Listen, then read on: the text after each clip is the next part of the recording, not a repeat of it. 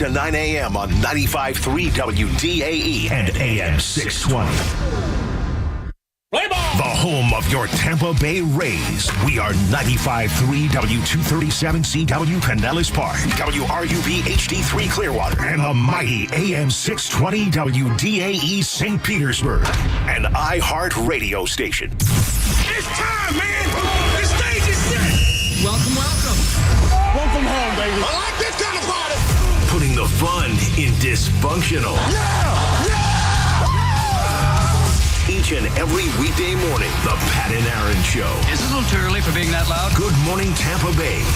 And here we go. Now your hosts, Pat Donovan and Aaron Jacobson. Good morning, goons. Welcome to the Pat and Aaron Show, 95.3 WDAE and AM 620, coming to you live on a Tuesday morning. Uh-oh. Guess what day it is? Taco Tuesday! Usually that Jack and Aaron are talking about like Game of Thrones or Taco Tuesday, and you can't listen to them. Let me give you some advice, bastard. Never forget what you are. The rest of the world will not. Wear it like armor. Shame. It is a Game of Thrones and Taco Tuesday here on the Pat and Aaron Show as I look up and see our friend James before his first pitch at Tropicana Field here in the studio, and also the great Buccaneer John, who Aaron has devised a challenge for today. We'll see Buccaneer John go head-to-head with the mayor of Philadelphia. Is that who it was? Yes. The mayor of Philadelphia? Okay. I saw you go blank. I know you so well. You're like, you ain't going to get this. Well, I didn't know who it was. So it wasn't that I wasn't going to get it. I had no idea. I was going to say a political figure, right? I was going to say, was that the best way to describe this person as a political figure? I did not know it was the mayor of Philadelphia. Very impressive by the mayor of Philadelphia. And we'll have a head-to-head between her and Buccaneer John at some point during the show today. Lightning lose last night, 5-3. Of course, we'll get into that as well. But your Ohio State Buckeyes, national champions of college football, and I hate it. It makes me ill.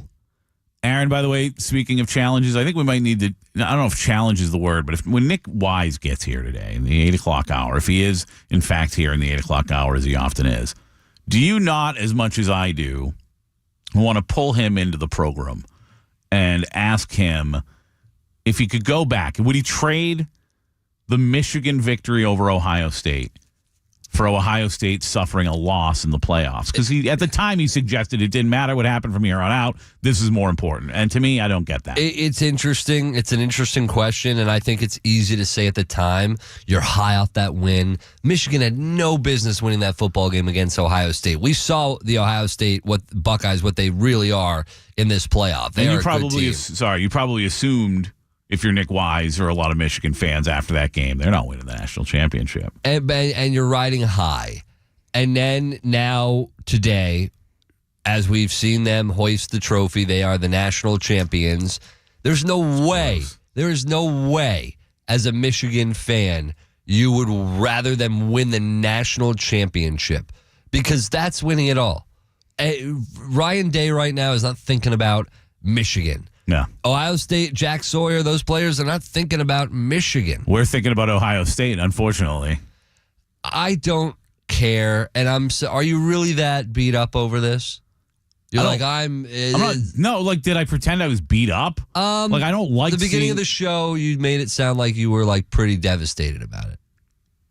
I would have been more devastated losing my $50 last night, as I explained to you. I threw $50 on Ohio State because I'm like, if I have to see this team that I hate win, at least I want to win a little money on it. You're like, I'm mad about it. That's how you started the show today. I'm not happy about it. I'm not happy about seeing Ohio State win. That doesn't mean I'm devastated. As sports fans, there are teams we don't like.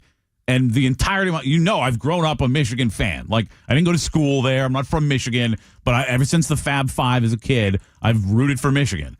So, yes, I said yesterday, like, I can't root for Ohio State. Like, some you people. You just bet on them? Yeah. You don't hate them that much.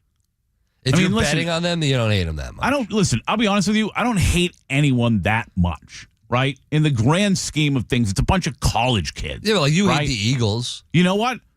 But there's a small part of me that's happy for Saquon Barkley. And to me, I don't know what it is. Ever since I've started covering the game, I guess being in the locker room, like you get around people, you realize they're people. Like the way that you hate sports teams and franchises, like it changes a little bit, in my opinion. It has for me, right? I am not one of these guys that says I'm indifferent now and I don't root, because I absolutely root. But it's different. You have a different level. You're not like one of those lunatic fans that like just hates like at a ridiculous level. Why are you happy for Saquon Barkley? Because I like Saquon Barkley. Well, like, what does last night have to do with Saquon Barkley?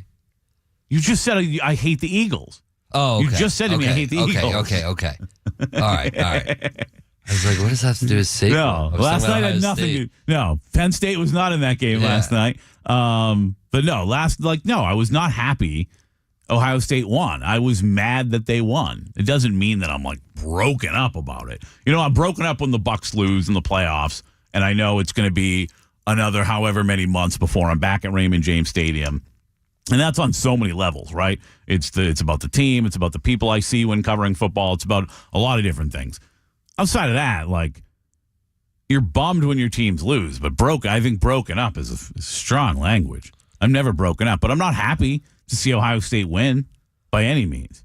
And I can't imagine, honestly, Michigan fan or not, that many people in the country are, right? We said it yesterday. Ohio State, the Kansas City Chiefs, the Philadelphia Eagles, I think all three of those teams are not exactly the same, but they're all in the same category of, if you're not a fan of that team, are you really rooting for that team? No, but they don't bother me one way or the other. I don't get the Michigan, Ohio State. I don't have a dog in the fight. Right. I like Michigan. If you grew up rooting for Michigan, since you're a teenager, you probably wouldn't be psyched about Ohio State winning, right? Listen, I mean, I prefer Michigan. When I was a teenager, they were my college team because my cousins all went to Michigan, and I thought it was cool. So why'd you give up on us? It's not that I gave up. It's just I don't have that kind of hate. I never did. I didn't go to the like. If you didn't go to the school, or you're not from the area, I don't know how you have that type of. But again, I wouldn't say it's that type of hate, and for most fans, I don't know how it is, unless even if you didn't go to school there, right? But you still root against them. Yeah, but it doesn't impact my day. Like Nick today, when we talked to Nick Wise today, if Nick's moping around, and you're like, dude, you guys had your national championship last year. I'll be angry about it when I'm talking about it. Is it impacting my day in any way other than that? Of course not. If the Eagles win the Super Bowl, not going to lose any sleep. No, me neither. And I hate the Eagles, right? But again, and I think that's why I said, being as close to sports as we are and covering sports, being in clubhouses and locker rooms, like when I had to be in the Yankees locker room or clubhouse when they clinched the playoffs here in Tampa, like, I hate the Yankees. I've always hated the Yankees. Long before I was in Tampa Bay and covered the Rays, like I've always hated the Yankees, right? But being in that clubhouse when guys that are just human beings that you don't really know are celebrating and throwing champagne on each other, and like you've grown up as a sports fan watching these moments, and I don't know how you feel. For me, almost universally, regardless of the team, I get goosebumps, and it's like an awesome. It's awesome watching that moment for guys, knowing what they put into getting to being a champion. Since I've been a kid, I've always in that moment been like just moved, right? To be in the clubhouse when the Yankees are celebrating in whatever year it was before the Rays ever made the playoffs. I think it was like 06 or 07. There's part of that, as much as I'm like, I hate the Yankees, there's part of that was really cool. And looking at individuals as human beings and seeing them celebrate such an accomplishment, I felt good for them in a strange way, as much as I hate the Yankees. I thought Will Howard was very good last night. 17 of 21, 231 yards, 2 touchdowns, ran for 57 yards. They were in complete control. They were. That first half, obviously. I don't know what the hell happened. Notre Dame went on a long touchdown drive to start that game, and that was it. And I think it was one of Riley Leonard's better passing games at the end of the day. I think he had a good day. 255 yards, 22 of 31, 2 touchdowns. He was fine. Notre Dame's fine. Ohio State's really good. I never thought they were going to get back into it. And he had to be able to throw the ball to do that. And I didn't think he was going to be able to.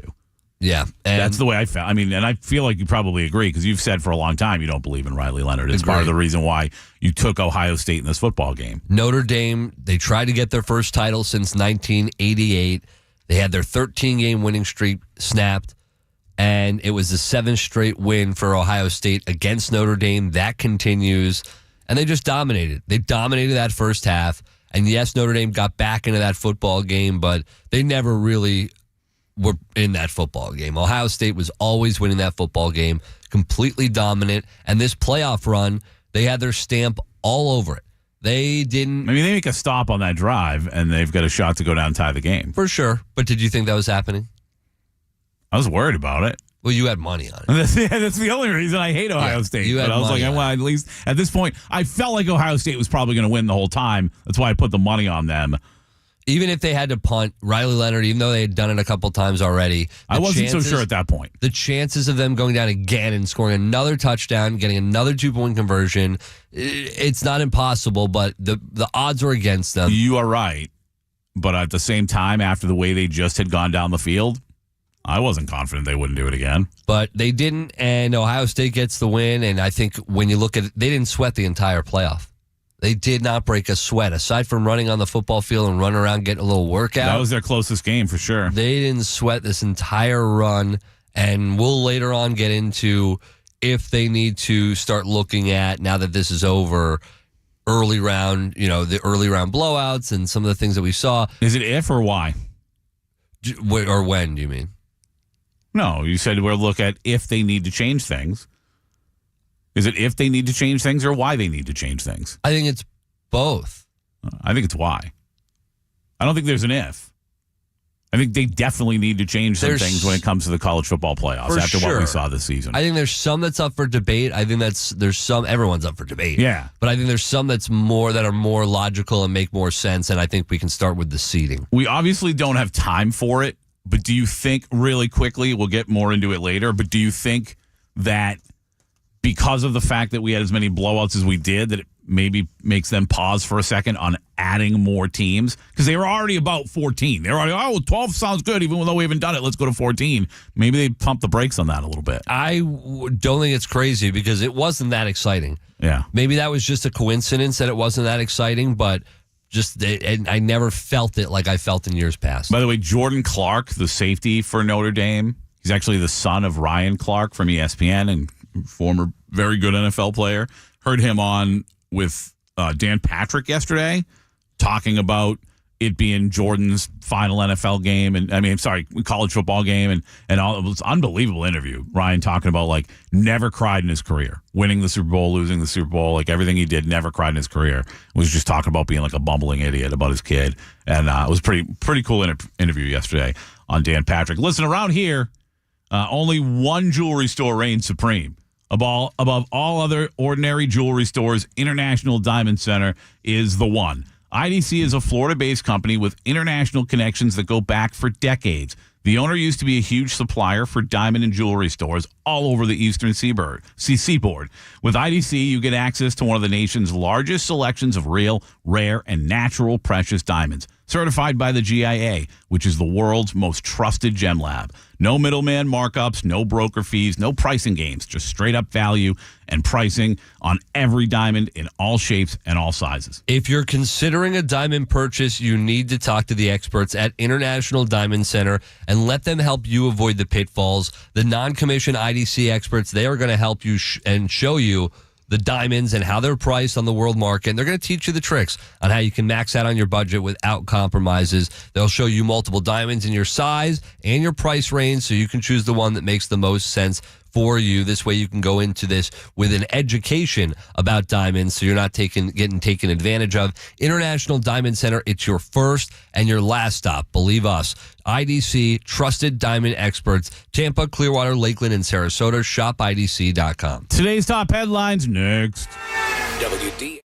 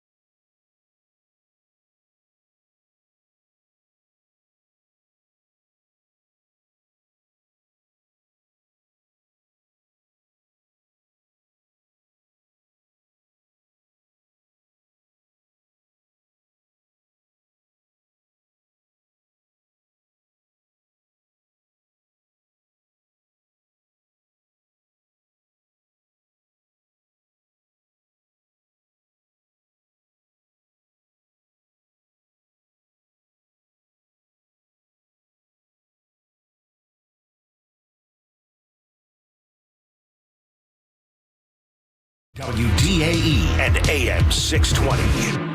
Top headlines. Time for today's top headlines with Casey Warner. Casey Warner, what are all the top stories in all of the land, young man? Here locally in Tampa Bay, your Tampa Bay Lightning lost 5-3 to the Toronto Maple Leafs. And with that said, what's up, Pat?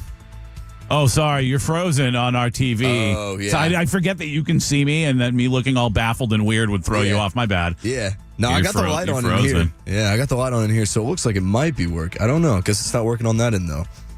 I'm not frozen, though. We'll reset. Here I am. All right, so anyways, Lightning lose 5-3 last night. Toronto extends their Eastern Conference Atlantic Division lead with 62 points. The Lightning stick at 53. Ottawa's right behind them with 52, and Florida is right above Tampa Bay with 57. It was not that productive of a night offensively and could not get it done in the goal for the Lightning. 2 points for Victor Hedman off of 2 assists, and Nick Paul had 2 goals.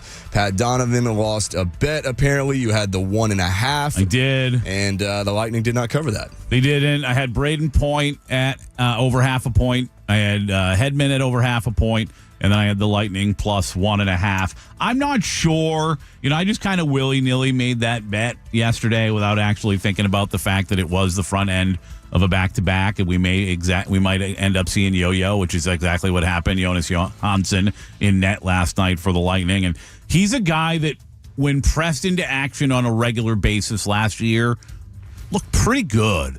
But when you're playing as infrequently as a guy who backs up Andre Vasilevsky does, it's hard to have high expectations for a guy. And I thought he looked Metza last night, Somewhat of a, of a measuring stick going up against Toronto. That's going to be, we talk about measuring sticks and things you look at throughout the season of teams that you have to say, okay, that's the bar. We got to get over that bar. I couldn't do it yesterday. Now you have another opportunity today. Second night of a back-to-back, as you mentioned, as they are in Montreal to take on the Maple Leafs for the second time this season. They lost the previous meeting 5-2. Canadiens. Habitants. 7 p.m. tonight at Montreal. You can catch that game. Not often we see a back-to-back Tampa Bay Lightning stretch, especially during football season. So we're getting into the thick of hockey season. All right, so after last night, Coach Ryan Day, could there be NFL rumors? Now, Coach Ryan Day has a son that is currently in high school. He has 2 more years left of high school. That's his son, RJ. So with him coming to college here soon, one might think that Ryan Day is probably going to stick around college. Now, of course, the Jags, the Cowboys, the Jets, the Saints, and the Raiders are still looking to find NFL head coaches.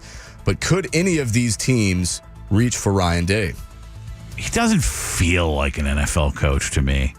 Maybe that's just because I don't like the guy. I don't. I'm always reluctant to reach down into college anyways, to be honest with you. Football's so weird, and we're so fickle. This guy a month ago was being talked about as if he doesn't win a national championship, he's fired from Ohio State if he doesn't win it all. So he goes and wins a national championship, and now people are like, should he be considered as a head coach in the NFL? No. Well, remember when it was just a matter of time before the inevitable happened when Lincoln Riley became the Dallas Cowboys head coach, because Jerry Jones obviously was in love with Lincoln Riley from when he was at Oklahoma, and now does it sound like anybody's looking to bring him into the NFL? No. So I'm reluctant always with unless it's a guy like Harbaugh who was in the NFL and had a ton of success there, and then you're like, yeah, I know he can do that again. Besides Ryan Day last night, what's his story been? He can't win the big Mediocrity. game. Yeah, he can't win the big game. Well, what? An 875 career winning percentage, only behind Newt Rockne among FBS coaches with a minimum of 50 games coached. How many times does he beat Michigan? Oh, that's true. But that's a huge deal for that rivalry. Yeah, but the point I just made, Casey, is the point you just helped me make.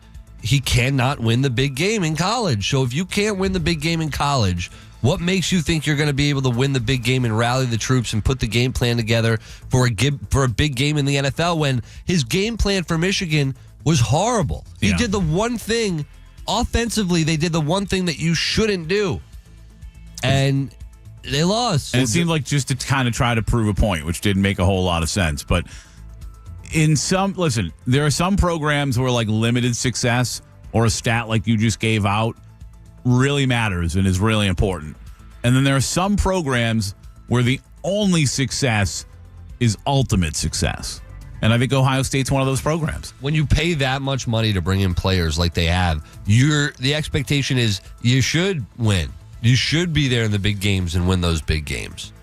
According to Gio, of course, Ohio State lost on purpose to Michigan. You all know that, right?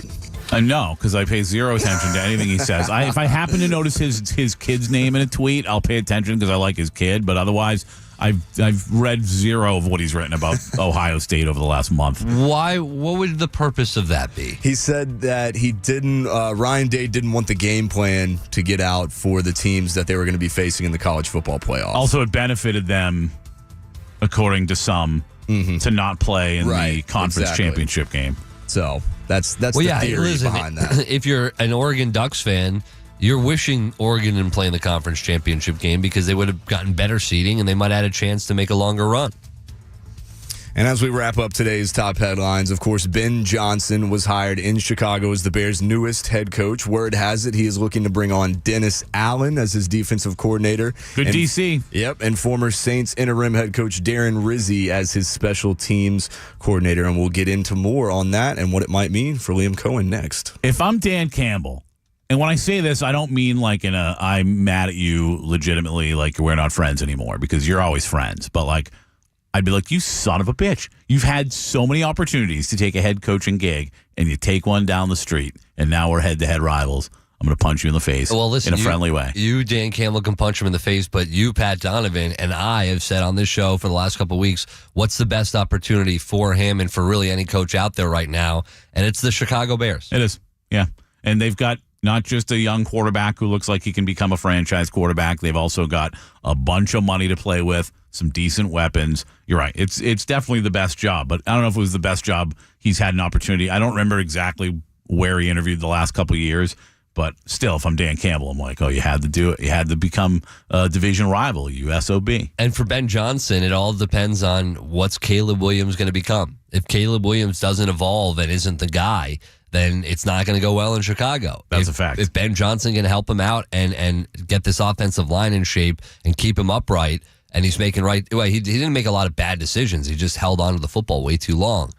There's only one way it works out in that situation, and that's if he clearly shows Caleb Williams that he's not going to be the guy at the pro level, but everything else is working, and you're like, man, if they only had the quarterback, and then they can go out and get a veteran quarterback or another draft, somebody else to take over. But that's down the line. For now, it's Caleb Williams for sure, and he's got a really good chance with a guy like Ben Johnson as his head coach. The Chicago Bears, as we just said, they've got their guy when it comes to Ben Johnson.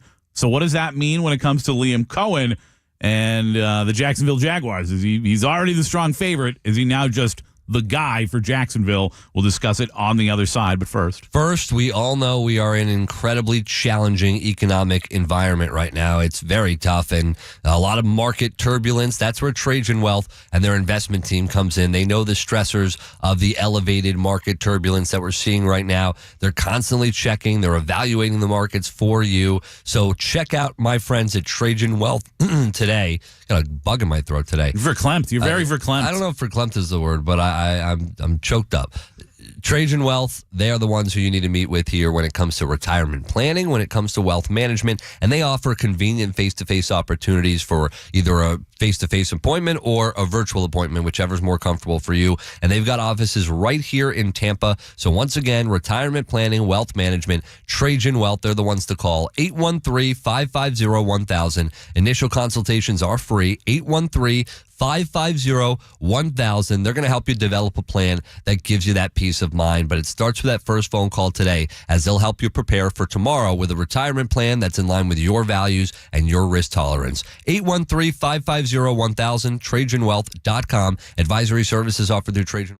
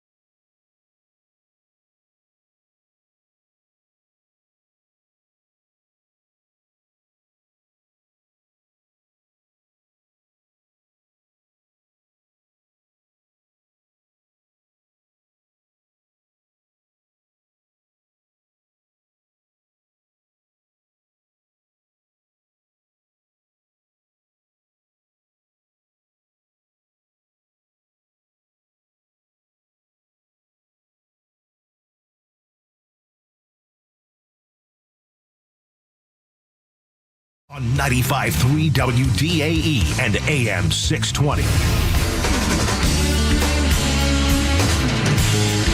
Pat Aaron, 95.3 WDAE and AM 620.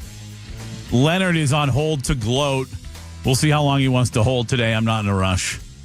Are you in a rush to listen to Leonard gloat, Aaron? No, but I'm typically not in a rush to really do anything except play golf fast. It's the only thing I rush. I don't know why. Yeah. I spend so much money to do it. I might as well just. Did you hit in the traffic again? No, I haven't. I've been good. You can't spit on? No. I've been good. I've been really good. Be nice to people at the golf course. One of these days, it's going to cost us a listener. They're going to be like, I loved you in your show, and now I'm out. I'm sure there's a lot of things I've done in public that have cost us listeners, but you know what? Nah, I doubt that. I am who I am. You are who you are. Ben Johnson is the head coach of the Chicago Bears. That announced yesterday. Not a shocker. We knew he was one of the top candidates. Has been for a couple of years now. Has finally decided to take that job in Chicago. Were you surprised how fast the news came out after the Lions season was over? No, because it probably had been a done deal, right? He probably had agreed. And we talked about that just yesterday. Yeah, we did. Where I said, I don't think it's a distraction. It's very easy to do the interview and even accept the job and keep it under wraps and not necessarily let it distract you from what you're doing. Or maybe it was a distraction. I mean, you could make that argument if they lost to Washington Jared Goff at home. didn't play like dog doo-doo. Yeah, but did that look like a game plan situation? No. Did you look at that game? Did anybody walk away from that game and go, man, the Lions were just outcoached today? No.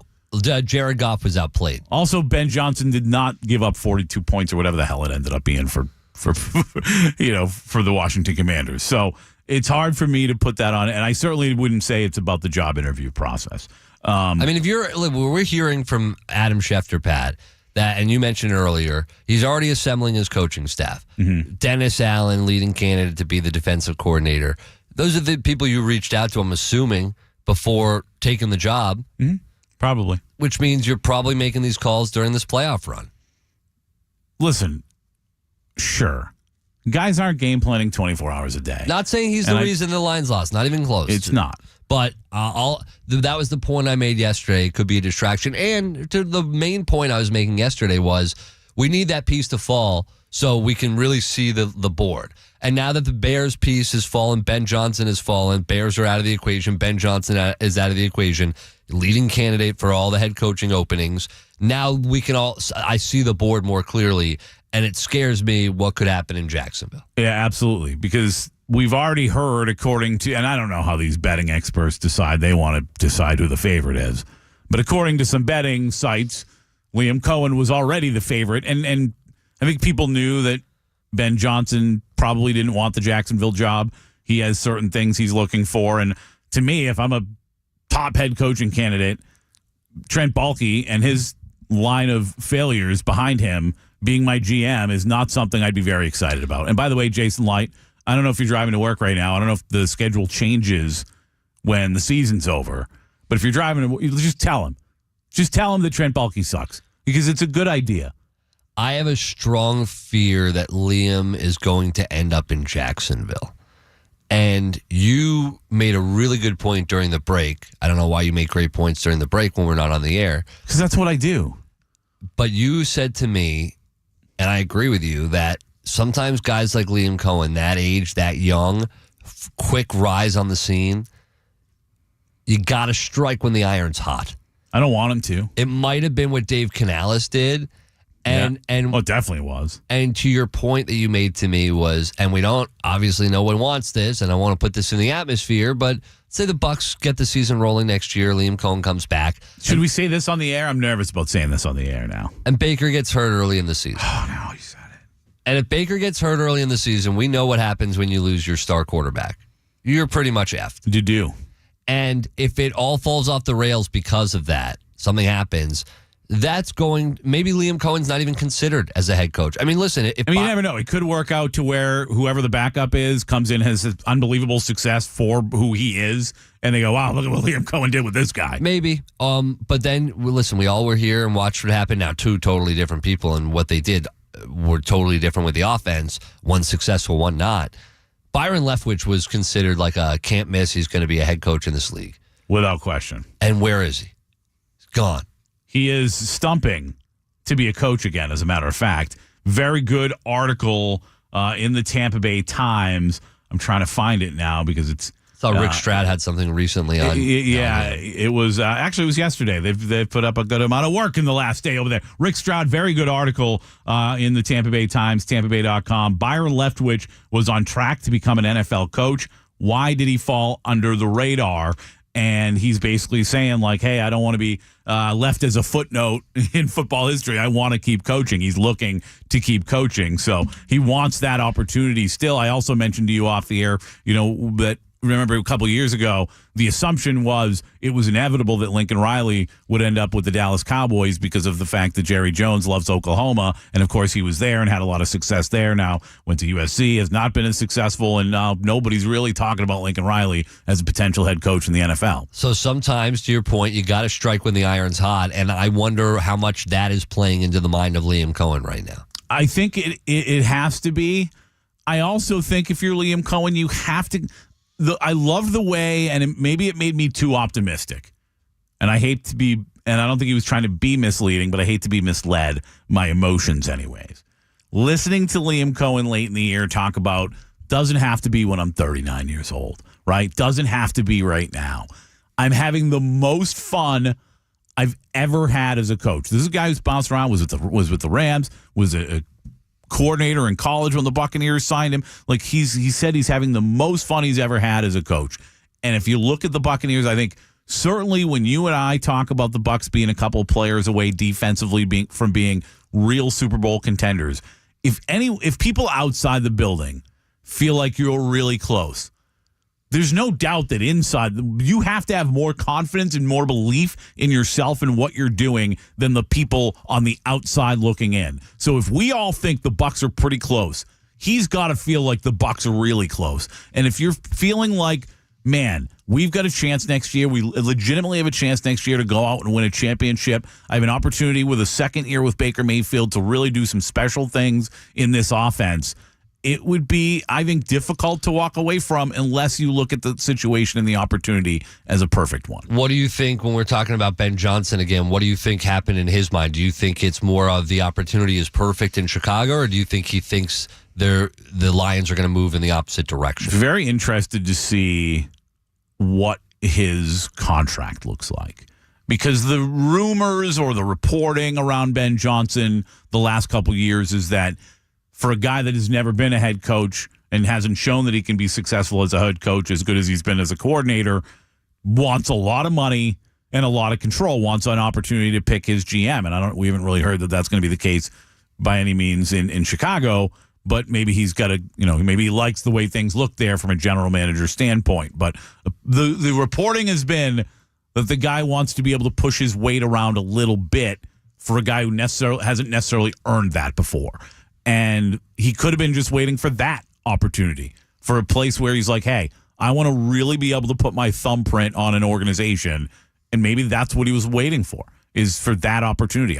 It's hard to know, but for me, I just think as close as they are with Liam, with the Buccaneers, it may be tough for Liam to go walk away for a job that isn't perfect. But it may not be as well, because you might have to strike when the iron is hot. I certainly hope not. I hope he's back here. But I'm not of the thinking that we're screwed if he leaves. I'm really not. I think the Bucs can get another good coordinator. I think they'll find another good coach. And I think the pieces are in place to do really good things offensively if you pick a guy who knows what the hell he's doing. I agree. I prefer he stay here, and I do fear that he will end up in Jacksonville. Yeah, everyone prefers it. I've not heard, even the people that are not as high on Liam Cohen as most of us are, I've heard nobody say, oh, the Bucs would be better off if he left. And I think a lot of people felt that way with Dave Canales. Interesting in text line. I know we're out of time here, but from the 813, the Jags are dysfunctional enough to give Cohen the benefit of the doubt for his second head coaching hire. I don't want him to leave, but he should take that job 100%. Do you think coaches go into a job going, well, if it doesn't work out, at least I have an excuse in place where they'll give me another shot somewhere else? Yeah, no, all right. I don't. You don't go into a job thinking negatively like, hey, if it doesn't work out, at least people will recognize the dysfunction and I'll get another chance. Yeah, and you don't go into a job thinking about failure at all if you're an alpha like I think Liam Cohen is. I think those like people like that, the only mindset is I'm going to win. It's about how I'm going to win. You also don't look at an organization and go, well, it's kind of dysfunctional. I'm going to go there. Right.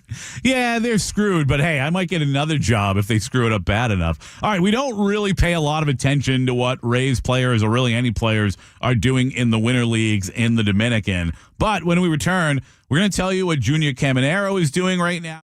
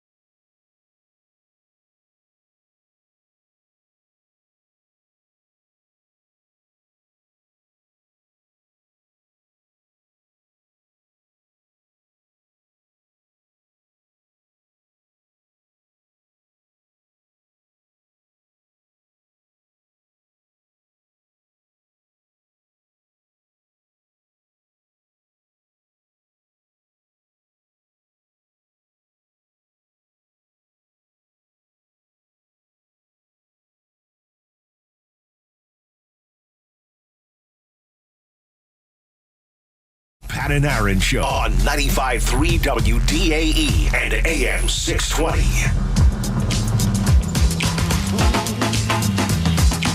All right, Rays baseball.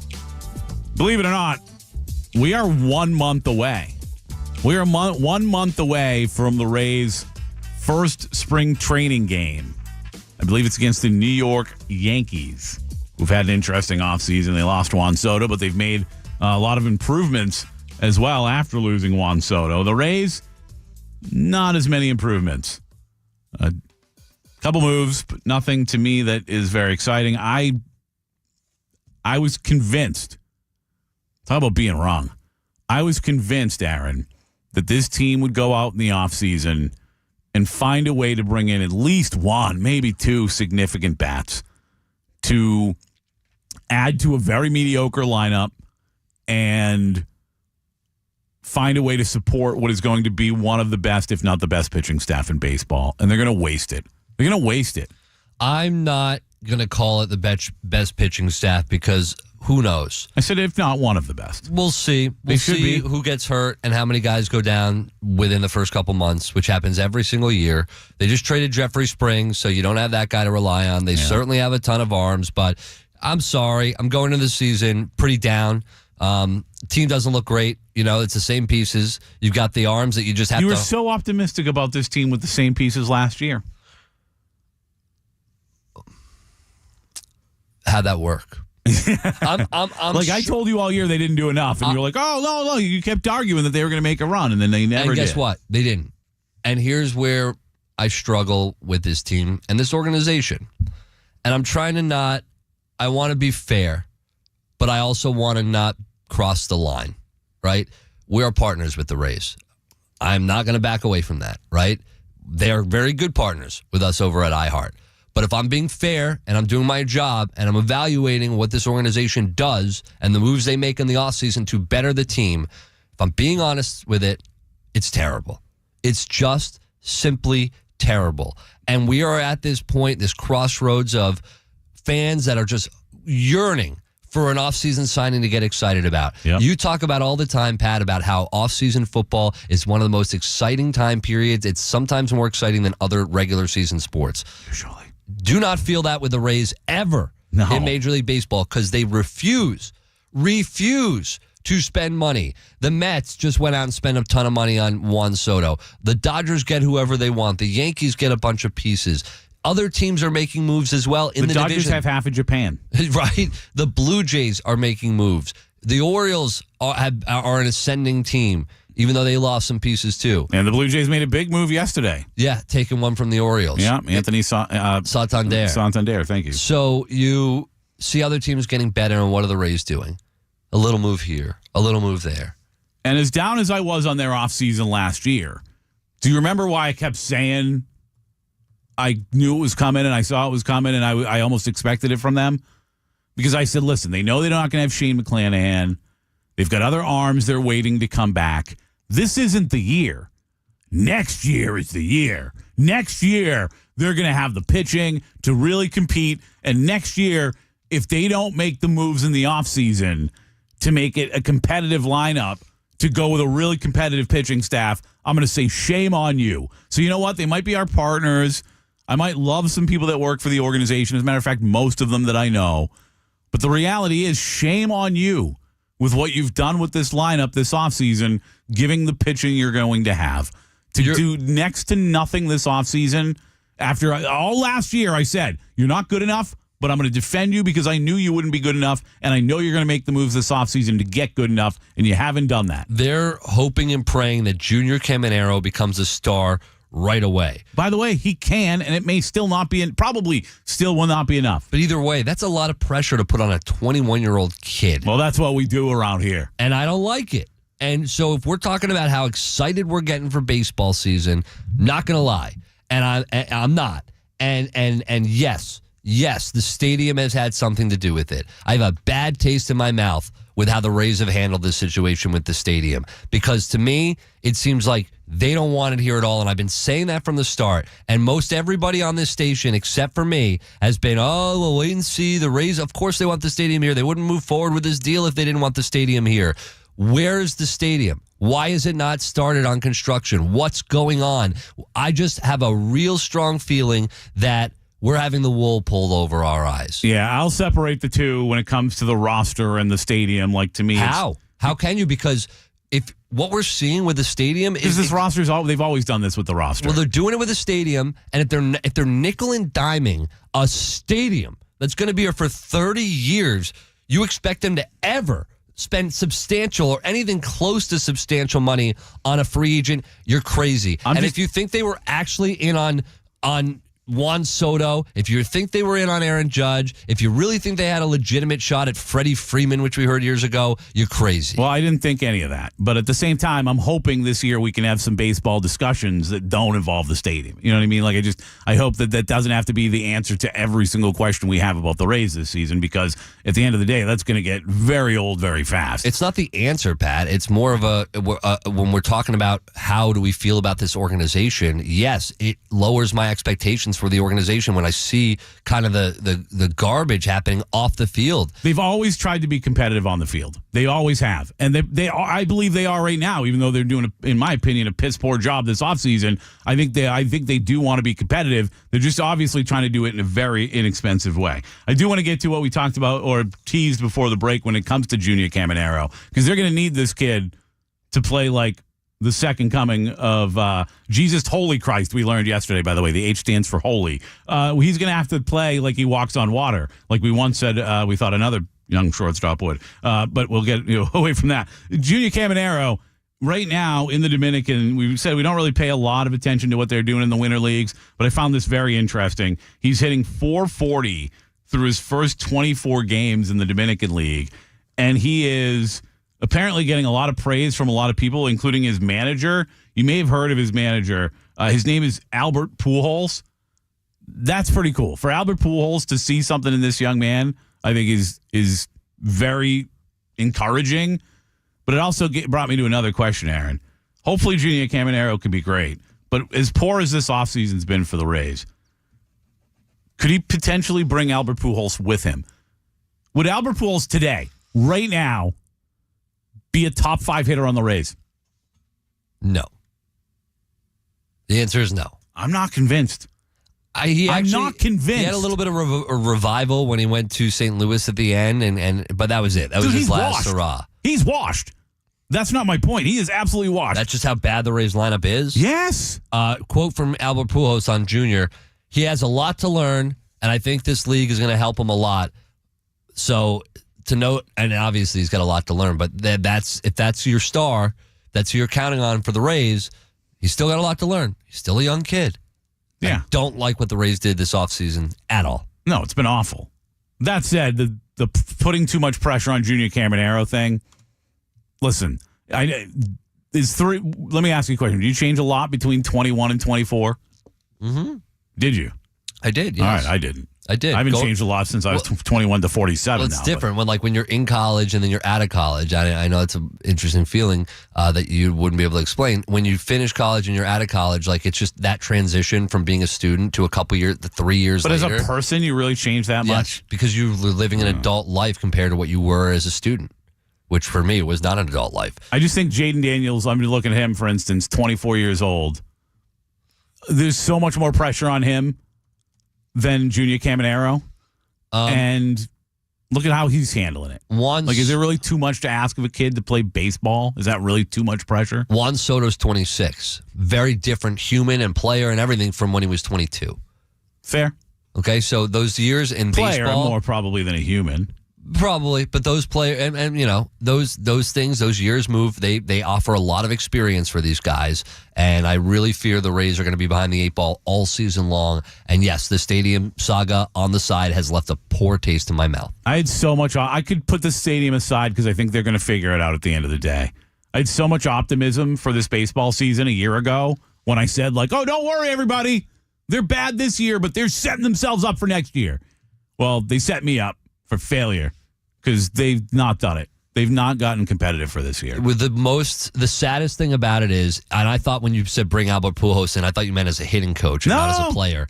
Put him in the lineup. If he were brought in as a hitting coach, he would be the most popular person on the team, and he wouldn't even be a player.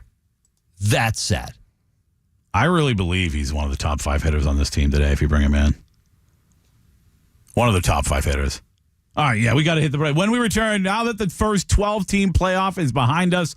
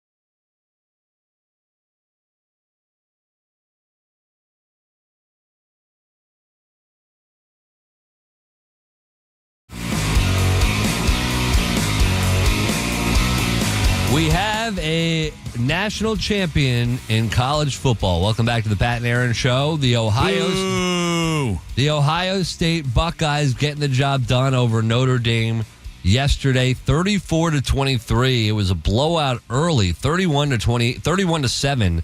The Buckeyes led midway through the third quarter, and then the Fighting Irish started to live up to their name and fight back a little bit.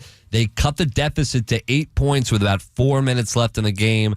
But that's where Ohio State put them away. Will Howard threw a deep ball to their freshman Jeremiah Smith, incredible freshman receiver, and they set themselves up and won that football game 34-23. They are now national champions. Forget about their loss to Michigan. Forget about the losses over the years to Michigan. They are the first time ever 12-team playoff champion.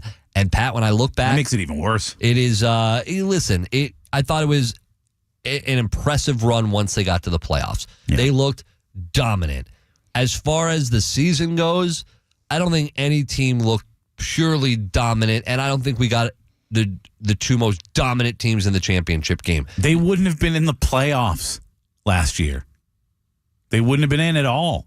So it's, of course, they weren't the two most dominant teams during the season. Ohio State didn't even play in their conference championship. So I thought it was I didn't think it was a very interesting game. I didn't think the matchup on paper was very interesting. I didn't think that when the game started it was very interesting. Maybe at first when Riley Leonard and Notre Dame go down the field on a long drive, and that's exactly what they were going to have to do to score points, is long, sustained drives. But my thought was, what are you going to do when you are trailing? How are you going to fight back? Are you going to have enough of Riley Leonard to do it? Better than I thought they would. But they did fight more than I thought they would. And I'll tell you what, it wasn't interesting for a long time, and I thought it was going to be a blowout. And then halfway into the game, I'm like, see, I knew it was going to be a blowout.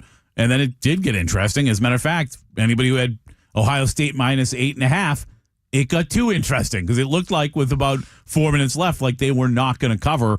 And that's what was crazy. If you told me that with 4 minutes left, the game would look the way it did, and that Notre Dame would get as close as they did, I never would have considered that they'd have that chance. Never. My big change when I'm looking to next year, what would I like to see different with the 12-team playoff? It's just the seeding. Yep. It's just the seeding. I think Oregon got screwed here. I think Ohio State was gifted with a pretty good schedule to get to it. Now, you still have to beat. I mean, they played each other. How did Oregon get screwed? Beat the team in front of you, man. You beat in the regular season. I think they beat them, and they beat them handily. It's that I'd have to look at and I got to go back and look at the actual bracket. I think it's hard to say Oregon got screwed. They got beat to hell. They beat the hell out of them. But listen. Their first game, yeah, and you're right, they did. And I don't think they were a better team than Ohio State in general. But we all did going into the playoffs when they were the only team that hadn't lost. But you look at, they had the bye. And they had to go right up against Ohio State, right back into it after not playing. They didn't get a Boise State. They didn't get an Arizona State. They got an Ohio State. And for what was the number one team for me throughout the entire season, they were dominant throughout the entire regular season. For that first college football playoff matchup to be against Ohio State, when you had Penn State, Boise State, and you had Texas, Arizona State, that doesn't sit well with me, and I know it didn't sit well with a lot of people watching. Well, the way that the seedings were just stupid. And that's my point. Yeah, we talked about when we got to the semifinals, and it was the 5, 6, 7, and 8 seeds. Like, obviously, this thing is not the way that it should be. They need to absolutely change the seeding before the playoffs next year. Who cares about? Listen, teams like Boise State and Arizona State, they should be happy that they're in it. Do they need or by any way deserve a bye week because they won a mediocre conference? It doesn't make any sense. None. No sense at all. So you have to go by seeding. And if you were to go by seeding, Oregon, without a doubt, was getting themselves a bye. If you're going by, you're creating your own seed and not just giving them the seed and the bye because of the championship win. And if that's the case, I think Oregon has a much better route and road to the final, to the final and the championship game. And let's say they play, Ohio State in the semifinal. They've got at least a little momentum because they played a game the week before. I think that does matter. Maybe. The way Ohio State was playing, it's hard for me to believe that would have made that much of a difference. They're all maybes, right? But when it comes down to what we could do to improve this thing and put ourselves in better position to see better matchups as it goes along, the best teams really getting the best opportunities. Not even as it goes along. You'll get better matchups in the first round, too. You'll get more competitive matchups in the first round. Because I would have much rather seen, and I think Arizona State against like a Clemson, for instance. Oh, yes. Arizona State, Clemson in that first round instead. Absolutely. That would have been a really interesting game. Would have been much more interesting. And although, they hung in there against Texas. Texas won by 2 touchdowns, but that game looked interesting in the first half. Texas only won by 8 points in that game. It went to overtime. Double overtime. Are you talking about Clemson? When Texas, Arizona State. No, I was talking about the Clemson game. Oh, yeah. The Clemson game. Yes. But that game was still more interesting than most of the first round games for a decent portion of the game. Now, did Arizona State prove that they could hang around with Texas? Yeah, certainly. Does that mean I still think they should have gotten a first round bye? No, I think that's asinine. I think it's crazy, and I think that's the first thing, and really the only thing that I would say. And listen, I'm a simpleton. I didn't look too deep into this and go, well, this needs to be changed. This needs to be changed.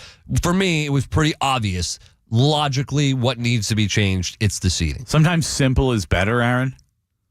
Like, people who think they need to change 100 things about the college football playoffs are, first of all, they're never going to get their way, and they're wrong. Like, let's be easy about it. Like, if you change the seedings, this is a totally different playoff. I think they're close. I think it's close to being what they want, and they will move to 14 teams soon. So I hope not. They will. They will be doing it. It's just the nature of the beast. The Lightning, they fell to the Toronto Maple Leafs 5-3 in Toronto last night.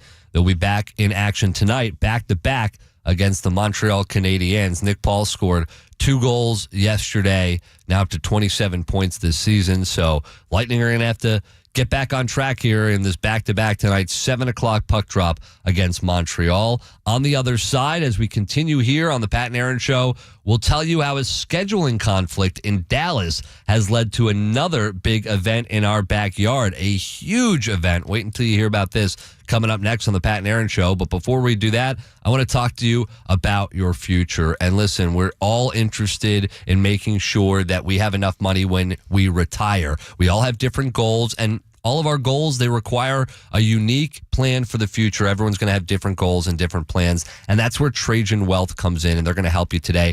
They at Trajan Wealth can help you craft a plan that's going to help you meet your goals. So call Trajan Wealth today, book that appointment, and that first initial phone call, that initial consultation is free.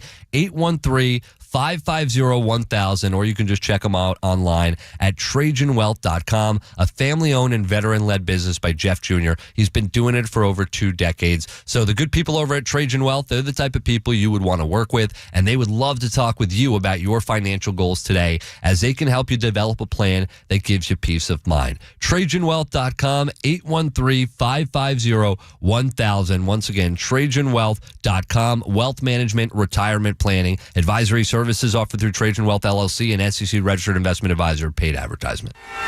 WDAE traffic update from the Moss Nissan Traffic Center. This report is sponsored by Rapid Radios.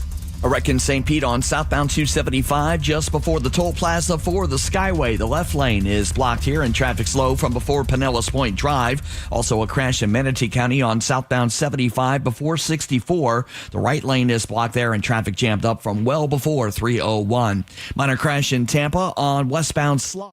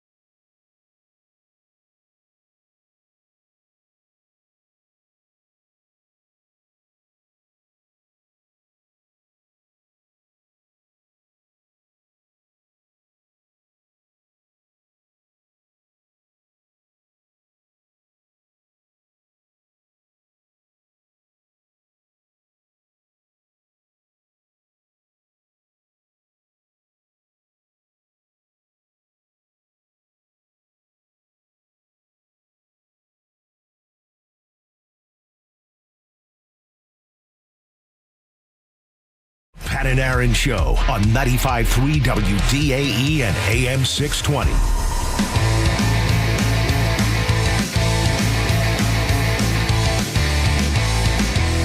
Got some great news for the Tampa Bay area yesterday. Some huge news. Rob Higgins has just done a tremendous job since I've been in this market. I was going to say, what else is new? But you've been talking about the whole time, so. For over a decade, he has just brought so many events to this area. You can't even count them at this point. You can't. And events that we probably aren't even on our radar that he's brought, that's brought money to the area, that's brought attention, international attention to the area. Women's Final Four this year. Women's Final Four, they love coming here. Volleyball, they love coming here. Who doesn't love coming here? You would think we're in Florida, no ice, no cold weather. Well, listen, Frozen 4's been here. Frozen 4's been here. You said no cold weather. Well, yeah, right now it's cold. But not enough, you'd think, to host the Winter Classic, to host an outdoor hockey game. Well, that's exactly what they're going to be doing, and a lot of it thanks to Rob Higgins. Well, add another big one to the list, and this is one of the biggest ones. That's what she said. Raymond James Stadium set to host the second college football playoff championship game in 2029. And when I say second, I mean their second, the second for at Raymond James Stadium. That is massive. Did you get to go to the first one? I did not, unfortunately, get to go to the first one. I also did not. And which was just an incredible game, the 2017 game. That was Deshaun Watson was in town leading Clemson, and the Jalen Hurts-led Alabama Crimson Tide. It was just an incredible game. Clemson came back to score 21 points in the fourth quarter. They won the national championship 35-31. What a game it was. And once again, Tampa at that time proved how great of an option they are to host big games like this. So I'd say the best option, personally. Now, here's what is very interesting. When you think about big events, College Football National Championship is one of the biggest. You want that in your home stadium. You want that in your backyard. The amount of people, the amount of money that comes into the area because of that game, the lead up to it, huge. It's got to be second behind the Super Bowl. I would say economically, the impact it has is probably second behind the Super Bowl. I'd have to look that up. Casey, look at the impact that we've seen from the ReliQuest Bowl / Outback Bowl over all the years, right? And that's, I love it. I love the game. It's not the national championship game. But according to Brett McMurphy of the Action Network, the reason that Tampa and Raymond James Stadium got the game is they're replacing Dallas and AT&T Stadium, who will not be hosting the game because of scheduling conflicts. What the hell is the scheduling conflict? What could be more important and more valuable? And that's really it. Forget about the importance, the value. What could be going on at that time in Dallas that would be more valuable than the College Football National Championship? The Cowboys in the playoffs, of course, man. Come on. Well, no, that wouldn't happen at the same time. Because of it's a Monday night. Yeah. Right, okay. Never mind. Yeah, that's not going to be an issue. Like if I'm Jerry Jones or whoever it is that makes that final decision, I'm like, hey, Professional Bull Riding Association, you're out. Hey, National Cheerleading Competition, you're out. Whatever it is, you know what it's not? It's not the College Football National Championship game. Whatever it is, it's getting bumped. And I'm not telling the NCAA, oh, by the way, sorry, can't. Now, listen, sure glad that Dallas did this. Sure glad that Dallas has a scheduling conflict that's working out in our favor. Now, I know that at least last time I looked, the Sports Commission had not confirmed this. I know that when reached out for comment, Rob Higgins was unable to comment at the time. But certainly by reporting, it seems like this thing's a pretty done deal. So, Aaron, you said the economic impact. Brian Kemp, the governor of Georgia, said events like the national championship that was just in Atlanta last night add more than $44 billion to the economy. I mean, think about good? That's first of all, I don't even know if that's real. That $44 billion? How do you even? From an article 2 days ago. $44 billion? How? I mean, even if it's in that ballpark, it just tells you the economic impact is tremendous. Great research, Casey Warner. That tells me Dallas has got to have something huge going on. Now, I saw some people speculating, like, is Dallas getting the Super Bowl in 2029? Who cares? Let's say they were to get the Super Bowl. You don't think they could turn it around and flip it in a couple days? It wouldn't even be a couple days. Well, you want to flip it to make sure for all the events and activities happening around the Super Bowl, you'd have a couple weeks to do it. Yeah, I was going to say it wouldn't be days. It would be it's like, look, think about it. We just had the national championship game last night. We still have the championship round to go and then a week off before the Super Bowl. Two people have texted in. At first, I figured it was the same person, but I noticed one of them is Donald in Tampa. The other one is a different 813 number. And one said a Taylor Swift concert, and then Donald in Tampa said maybe Taylor Swift is having a concert. It's the one star that you think about right now, superstar, that would be able to, I don't know, based on the figures that we just got from Casey, I don't know how you can compete with that economically. Bump the national championship? Taylor Swift's a different type of beast, man. She isn't that type of beast. She is a different type of beast. Also, if she's got a show that's close to there, I'm like, listen, Taylor, let's bump the show a couple days, huh? Like, come on now. Well, she's got a whole tour. Well, good for her. But by the way, the reason that's not true is because there's no way in 2025 Taylor Swift is already scheduling her 2029 tour. Oh, you don't know that. I'd have to assume that that's not going down. She just said she's a different animal. Artists are not like football or sporting events. You're not scheduling ahead like you would for a sporting event on the location.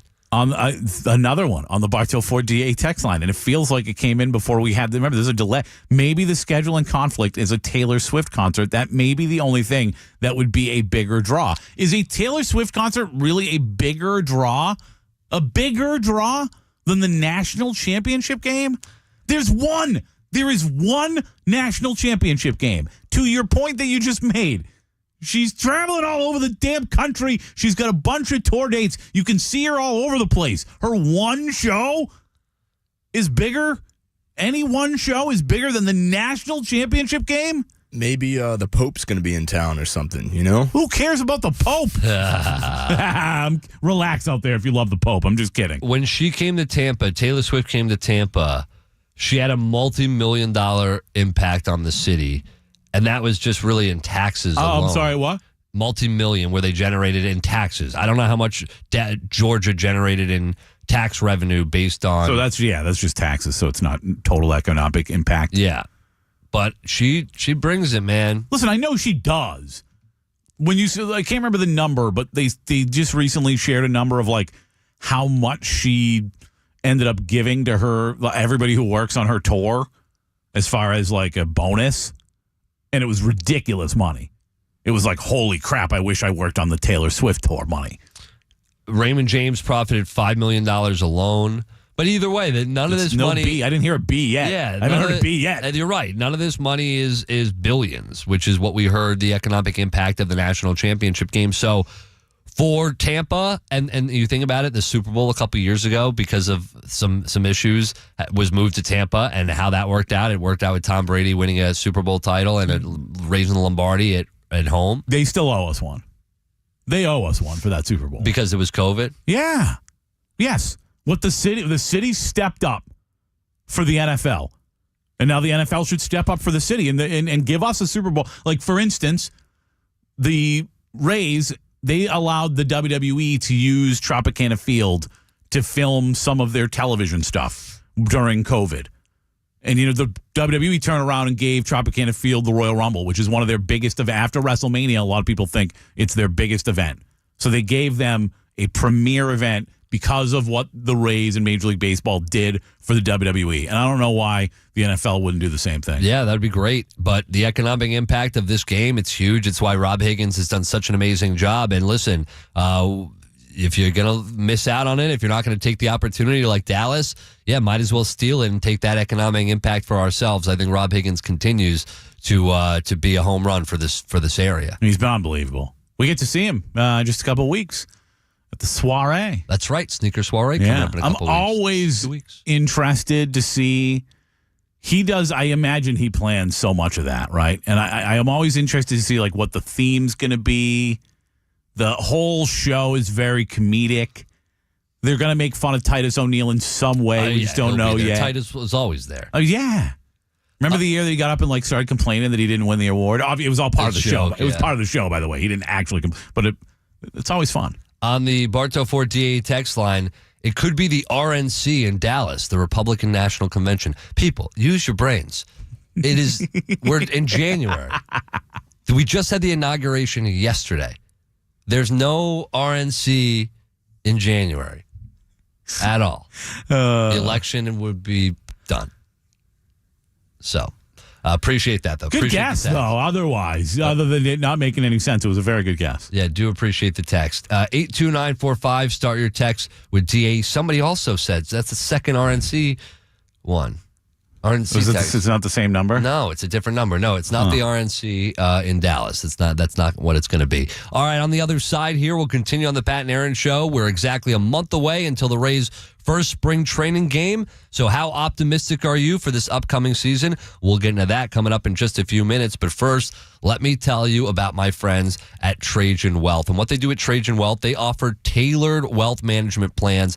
They take time to figure your risk tolerance level, and they work with you along the way to make sure they're hitting your goals and meeting your timeline. And by working with you, they'll develop a wealth management plan that reflects your values. Wealth management, retirement planning. That is what Trajan Wealth is going to help you with here. And it starts with that phone call, that free initial consultation, 813-550-1000. Once again, that's 813-550-1000. Your retirement is so important. Keeping your wealth is so important. You've been working really hard throughout your career. You deserve it. You've earned it. Make sure you reach out to my friends at Trajan Wealth. They're the type of people you would want to work with, and they'd love to talk with you about your financial goals today, as they're going to help you develop a plan that's going to give you peace of mind. So no need to wait, as they have offices right here in Tampa. They'll do a virtual appointment if that's more comfortable for you, or a face-to-face appointment. 813-550-1000.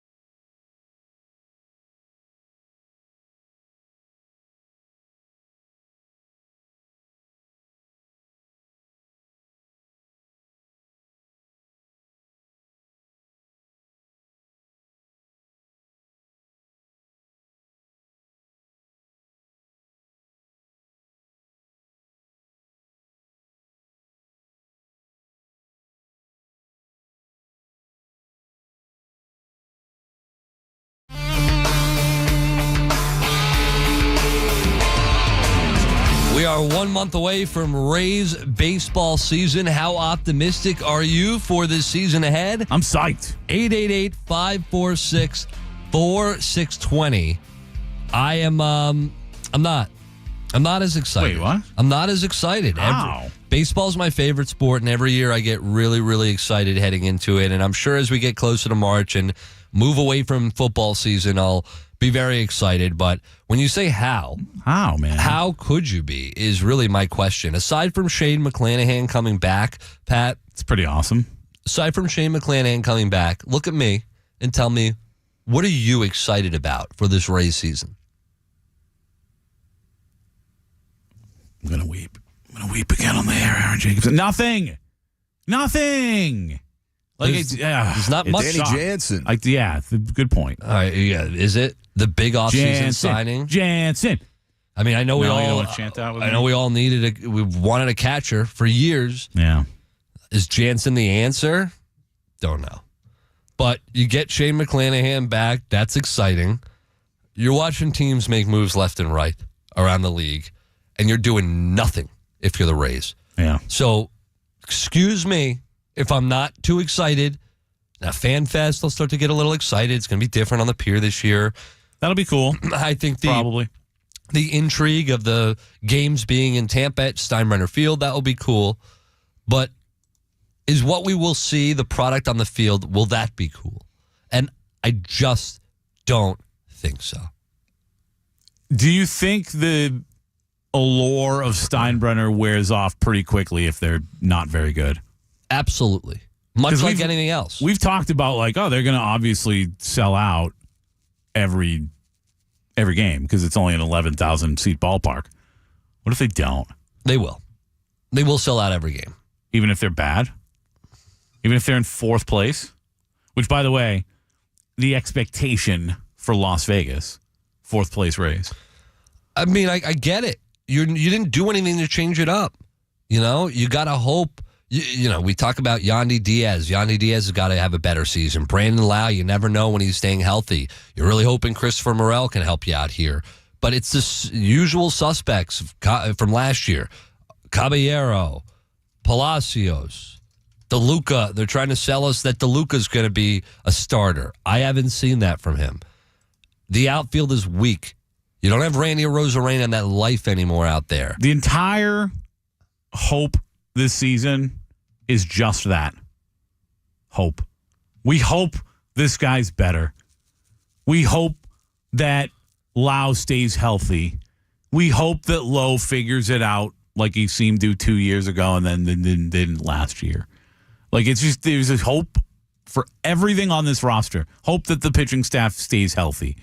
There's very little expectations for Rays fans, and I didn't think it was going to be that way. So now, you made a couple trades. Jose Siri's not a part of this team anymore. What can you get potentially from Jake Magnum? We'll see. But there's just really not... Great name. Yeah, there's just not anything really exciting when it comes to this upcoming season for me yet. 888-546-4620 if you want to jump aboard. Charlie, good morning. Good morning. It's Pie Face Charlie. How are you, gentlemen? I feel like the invitation to Burns on you kind of wipes out the Pie Face. Definitely does. But it should. But being that baseball season is upon us, I think we should christen the season by bringing me into the studio and smashing a pie in my face. He wants it. You do want it. All right, yeah, we'll pie you up. Should we do it at Mazda next week? We made a bet. We made a bet, and you guys aren't living up to your end. All right, we'll pie your face, dude. You'll be pie guy. You Careful come in, how you say that. We'll pie your face. All right. My way too early preseason World Series prediction is a unfortunate one. Yeah, who are the Dodgers playing? The Yankees. I think we're going to see a repeat of last year's World Series, and the same thing's going to happen. The Dodgers are going to beat the Yankees in the World Series. And what's going to happen after that is going to spark this thing called a soft cap in baseball, which has really always been there through the luxury tax, but it's going to come down much firmer to really, really negate the ability to do what the Dodgers have done. I'm not whining or crying. I'm all for it. It's within the rules. But I've heard you, Pat. I've heard some others say, all other, analysts on TV and ESPN talk about how the Dodgers are proving that it is necessary now. It's like they've gone over that threshold to where before the Yankees used to walk the line as well as the Red Sox and the Dodgers at that time. But being over $400 million, which is like 5 times, 6 times what the Rays is, it's the competitive balance is actually too out of whack, that it's unhealthy for the game. And I think you are correct, Pat. I think we're going to see that. After the Yankees play the Dodgers in the World Series, you're going to hear an outcry from baseball fans, and I think it's going to make an impact. And I think Manfred's going to listen to them. What do you think about that? Hey, thank you for the call. What do I think? I think it's a little too late. I think it's too late. Like the Dodgers, the Yankees, especially the Dodgers, they've got the guys locked in for years to come. So the union's never going to go for a change. They might go for a change as far as putting a cap on it, a soft cap. They might do that. The players' union? You don't believe that. You do not believe that in your heart. You might that the players' union would go for a salary cap. You might have to compromise capacity. It just for the sanctity of the league, for the league to be able to hang around and its popularity. They've done some really good things with the clock to change the game, but for the equality of the league, it's getting out of hand. We all know this. Look at the Juan Soto contract. He got $1 gazillion, right? I saw something floating around. Remember Brian Giles? I saw that too. Yeah, they have very comparable numbers. Yeah, Brian Giles is an okay player for years. Yeah. He was around. He was okay. Braves a lot? Was he with the Braves a lot? The Braves. Padres. Yeah, I forgot.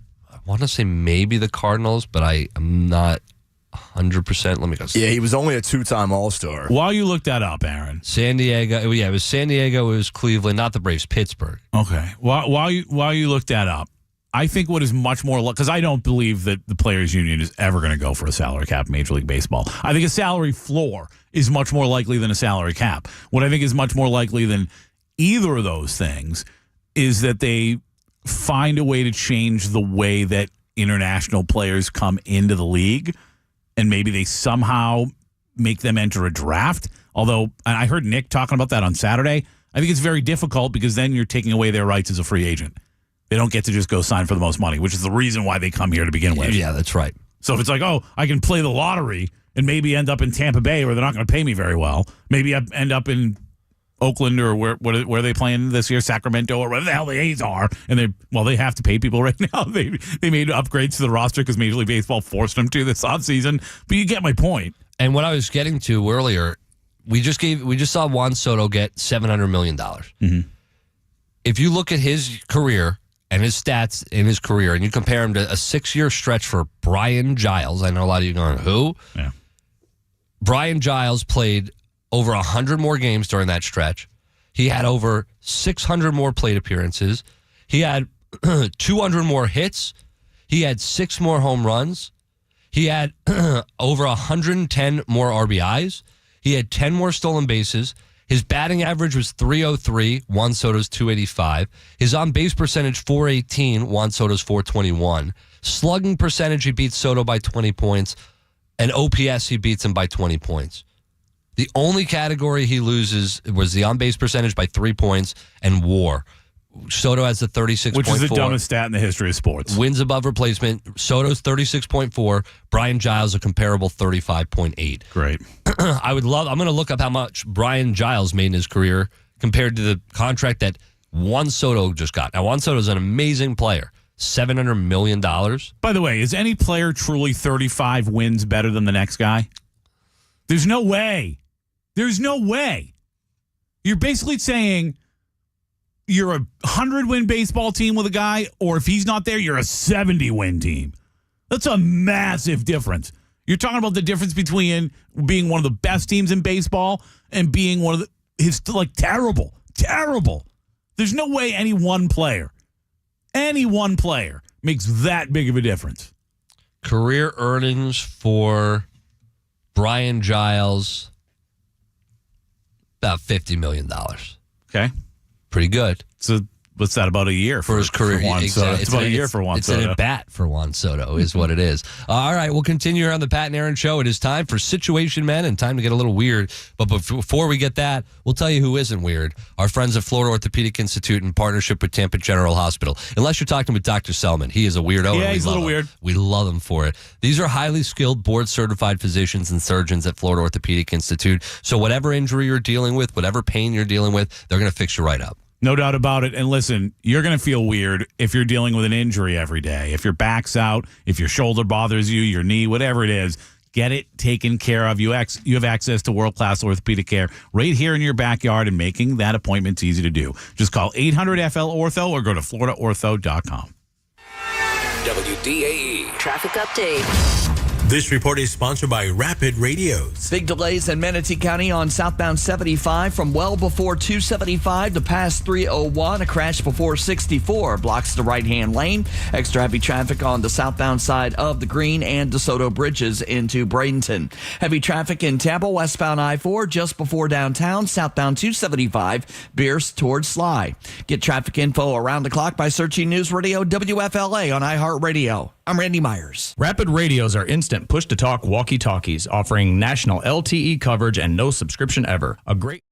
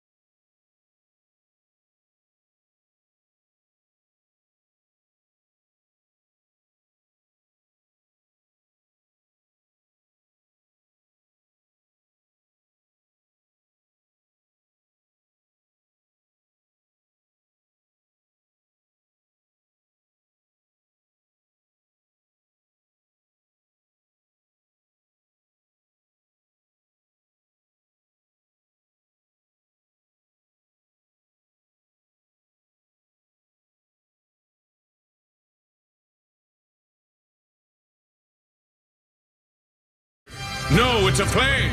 No. Who you supposed to be? It's your friendly neighborhood situation man.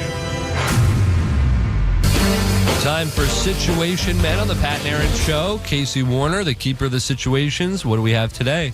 So one of my favorite things that I saw last night in the national championship game was, of course, in Atlanta at Mercedes-Benz Stadium. At Falcons games, they have fan first pricing, and it continued with the national championship game at Mercedes-Benz Stadium last night. For those of you who haven't seen it, you can get on X and check out on 95.3 WDAE, that account. Also at Pat and Aaron Show, we have the fan first menu That's the one pricing. we want people looking at right there, baby. Right, yeah. At Pat and Aaron Show on X/Twitter. The fan first menu pricing. The following items are $2. Coca-Cola refillable cup, a Dasani water bottle, a pretzel, a hot dog, and popcorn, all $2. Wow. Nacho with cheese, waffle fries, pizza slice, all $3. And then for $4, you can get a souvenir refillable cup. For $5, Bud Light draft beer. For $5, a cheeseburger. And then $6, chicken tenders basket with fries. That's Well, there it is right there for That's Jacobson. great, yeah. Yeah. So with that being said, you have to pick 3 to have permanently implemented as prices for good at sports concessions.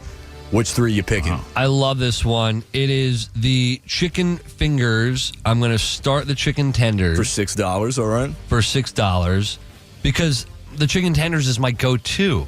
If I can have my go-to always available for $6, I'm going with that. You said 3, right? Mm-hmm. Let's go $2 sodas. When I'm at a place, I'm eating food, I want cheap drinks, so $2 sodas. And then number 1, $5 beers. $5. Ooh, you know what? $2 hot dogs is pretty good. Dude, are you serious? Hold on, take the sodas away. I was going to say, you're only doing one drink. Where did you Take send the us sodas this? I can't away. find it. He sent us in the email. And you can just go on the WDAE X as well. It's right there at the top. All right, I'm gonna even give you a list. I'll do a start, sit, cut on Situation Man. All right. Let's start the chicken fingers. $6. It's a great deal.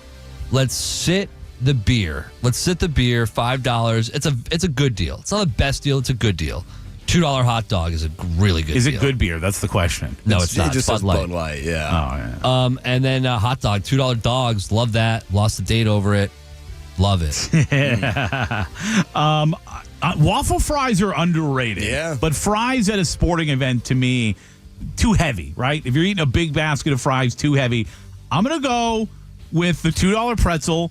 I think a pretzel is a very good sporting event type thing to eat. Definitely, the $6 chicken tender basket with fries. You're only getting some fries. You're getting the tenders, which is good. I think you have to have that on there. And then I'm also going with the $5 cheeseburger because I like a good cheeseburger every now and then. And $5 is not bad. And then the $2 water because I got to drink more water and less Coca-Cola. The menu's awesome. I wish we had unreal. this. I wish we had this all year round. It really is unreal. You know who doesn't have all year round? Everybody in Atlanta. Can I tell you there's one thing on this thing that I think is overpriced? What is it? What would you guys guess is overpriced on this menu?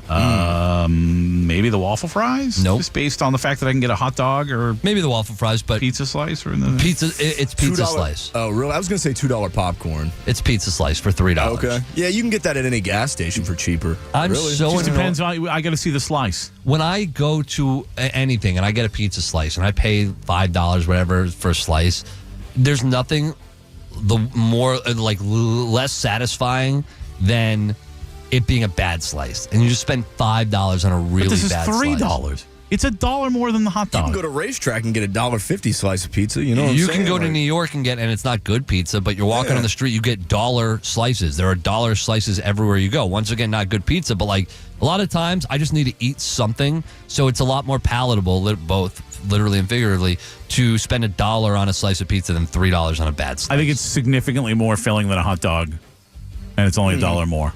Yeah, you got a point there. All right, let's move on. Smelling salts. We had a good time doing God. smelling salts on Speak for Friday. yourself. Yeah, so which would be more of a discomfort? A smelling salts candle that's lit every day in studio or snow for a week straight in Tampa Bay? That means on the ground, on the roads, everything. Snow, like it's like up north. I mean, the candle's going to be somewhere in the room. It's not going to be directly under my nose. I mean, but it's a candle, you know? The fragrance Yeah, that's lingers. fine. We'd be very awake for the entirety of the show. We'd look like a couple of cocaine addicts doing a show together. Because if you saw on Friday what happened, and if you haven't, by the way, at Pat and Aaron Show on Instagram, you can see my reaction to the smelling salts, which was just disturbing. But I still think I'd rather deal with that than snow every day in Tampa Bay. Like, screw the snow. It's the opposite. That smelling salt was terrible. You put that around me on a candle form. It smells bad. I didn't like any of it. It makes me feel bad. I didn't like it at all. We never get snow here, ever. It's never happened in our lifetime. So for us to get a week of snow, which is something so different, so unique here in the area. That's a week of at least 32 degrees. It's a week of, it's 40-something out right now, or it was. It's miserable. You know what? I don't want 32. And what do? You go home, you bundle up, you're all comfortable, and you, with that Bundle Rooski, and you've got that long window. Do you know how cool your backyard's going to look if you get snow falling in Tampa Bay, something you would never see? I think that's awesome. It's not like if it said, hey, would you rather do smelling salts for a week every day, or would you rather be stuck outside in the snow for a week or a day? I don't want to be stuck in the cold, but there are ways to avoid it. You drive here every day for work? I do. I do. I don't want to deal with any of that. Oh, man, it'd be tough on the bridge. Dude. It'd be really tough. People here drive worse in the rain than people in snow, like in the Northeast, drive in the snow. If we had snow here, it would be death and devastation everywhere. New Orleans is getting snow, I think, this week, which is crazy. A lot of the Gulf is. It's really weird. I told you my buddy lives in Georgia. When they get an inch of snow, they literally shut everything down. His company rents out the hotel across the street. Everybody sleeps over there instead of driving home in an inch of snow. It would be death and devastation here. I know you're not wrong. I know there were car accidents when we had it in the 70s. People didn't know how to deal with it. The roads weren't salted. Smelling salts for the people. Well, you use the smelling salts to salt the road for the people to drive. On the text line, can we haggle with the pizza guy? Yeah, of course we can haggle with the pizza guy. We can always haggle with anyone. All right, Aaron loves to haggle. It's my favorite. Let's get one more in here real quick. I heard a lot of people say that they liked the 7:30 start time last night for the national championship game. So between last night's national championship start time at 7:30 on a Monday or moving it to Saturday night, which means they would move NFL divisional games earlier. This is all hypothetical.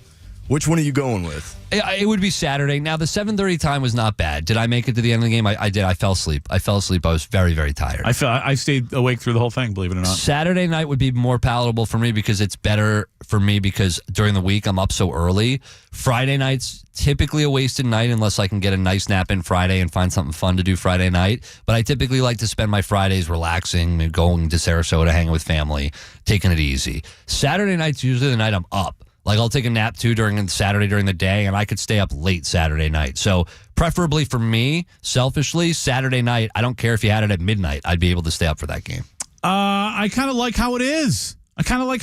Give me 3 straight days of consequential football. I'll make up the sleep sooner or later. I'll be a miserable SOB today or whatever. I'm not even that bad, but like 7:30 wasn't bad, but I'll make up for it to happen early in the week, right? If it was a 7:30, if it was an 8:30 game on a Thursday night, I'd be like, all right, I'm just going to power through Friday.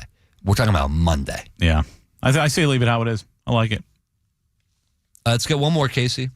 One more? Oh, yeah, we got time. All right, so if I'm Ben Johnson, the first thing I do to make the Bears not the Bears anymore is what? You got to change that offensive line. First and foremost, it starts up front. Caleb got killed this year. If you want Caleb to be upright, you got to fix that offensive line.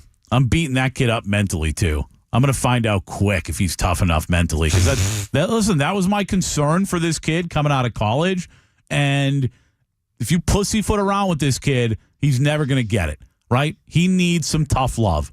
From the outside looking in, that's how it looks. Like he could use some tough love. And that's exactly what I'm going in and giving him. Obviously, you need to improve the roster in all the ways that you need to improve the roster. That's more about the general manager than the head coach. Obviously, the coach is going to have some say in it. But to me, I'm going to go in there and make sure that my quarterback's mentally tough because I'm not convinced he is from the outside looking in. I want to witness tough love from Pat Donovan. I would love that. Listen, no tough love when it comes to TrajanWealth.com. They're going to help you out with your financial future. I'm going to tell you about that in just a second. What if you're being an idiot with your money? There won't be any tough love to tell you, hey, here's how you get on track. You'll have to call them to find out, and I'll give you that number in a second. But when we come back, we'll get right back into the national championship game and what needs to change for the national championship moving forward. board. But in your life, what do you need to change? Do you feel secure with your financial future? Trajan Wealth is going to help you today. When you imagine your retirement, well, what do you see? What are you thinking about? I bet all of us have different goals, right? And different goals require their own unique plan for the future.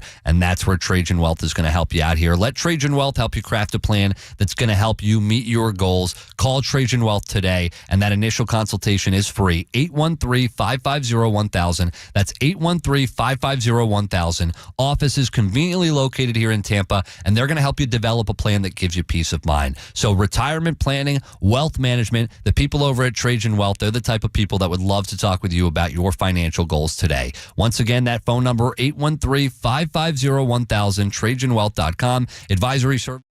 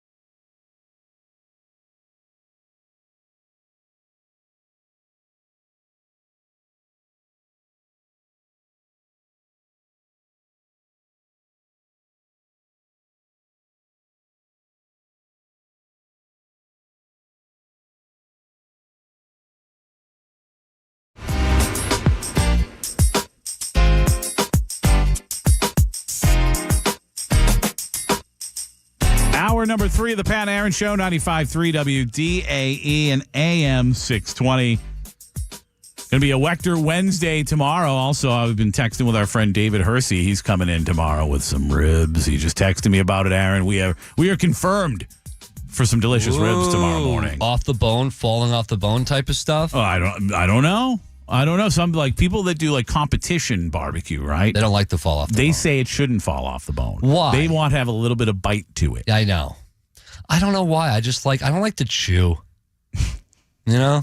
So much effort. Like you gotta, and it's just constant. Your mouth up and down, up and down. I just kind of want to swallow. I don't mind fall off the bone, but for instance, they don't necessarily just fall off the bone at Wicked Oak. They don't, and I love Wicked Oak because of taste. They're the best ribs I've ever had in my life. Period. You know, maybe this is an unpopular take. I love Wicked Oak's my favorite, but Outback, Miller's Ale, Duffy's, like those, there's chain kind of, if you will. There's like fall off the bone, and they're really good. So usually I stay away from ribs at those kind of, because I'm like, I could go to, if I want ribs, I can go to, for instance, Wicked Oak. It's just meat that falls off the bone, lathered in barbecue sauce. Eric Young's ribs were pretty good. Incredible. They wouldn't really fall off the bone, were they? No. Yeah, I didn't think so. Same thing with, were you here when Ray Lampe visited us? I don't know. I don't think so. Oh, man, you missed out on Ray's ribs. I eat like a child, though. I know. You know? It's true. So, which means I'll be very happy tomorrow. Yeah, no matter what. Fall off the bone or chew, even if you have to chew a little bit. But, by the way, speaking really quick of Wicked Oak, did I tell you, I never told you what Felix did for us, did he? No. My wife is absolutely in love with the wings. They're 813 Wangs. Mm-hmm. That's like her favorite wings in the world. He basically gave us the entire recipe. No way. The rub, how he does the brine, like everything. So put it on Twitter. Heidi made him at home. Very good. Put it on Twitter. I won't do that. I will not do that. But Heidi made him at home. The only difference was they flash fry them real quick after when you order them. That gives it like a real sick crispiness, like an unbelievable crispiness.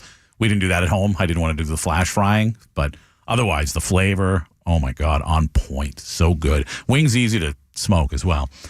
We thought Notre Dame was going to get smoked last night. That is what it looked like early on. And then as the night went along, Notre Dame, especially in the fourth quarter, they came back. They came storming back. They almost really, it's not a good night for me when I have to watch Ohio State win a national championship. I was so convinced they were going to blow out Notre Dame. I said, screw, we've talked about it. Aaron bets more than I do, but when I bet, typically $10. Maybe if I feel strongly about something, I'll throw $20 on it. Last night, I was so convinced I was going to have to live through Ohio State winning a natty that I said, screw it. I'm at least going to make a little bit of money on this thing. I threw $50 on Ohio State minus 8.5. And anybody who had Ohio State minus 8.5 knows exactly what that felt like late when all of a sudden Notre Dame came storming back, touchdown, turnover. All of a sudden they're within 8 points, and I'm, this is only a few minutes left. I'm like, we're screwed. Anybody betting on Ohio State minus 8.5, we're screwed. Well, the big play late, the big deep pass late, and they were able to get into score. And then the clock, you kind of looked at it if you had Ohio State minus 8.5, Aaron, and you're like, okay, they're too close with too much time to just kneel down the football. So they're going to have to score. They're going to have to score, and they did, and finally they covered, and they were able to win the game. It was not fun to watch them win, but at least some of us won a little bit of money on it. You needed, if you're Notre Dame, a touchdown and a 2-point conversion, a touchdown and a 2-point conversion, and another touchdown and a 2-point conversion if you wanted to get back in this game. And they almost did it, but It wasn't enough. And listen, it just was not, if we're being honest about the game, from the start. I mean, I know that drive from Notre Dame, nice to start the game, a long drive, which ended in a touchdown. Did anyone think when that touchdown happened that Notre Dame was going to win that game, though? I jumped on Ohio State first half.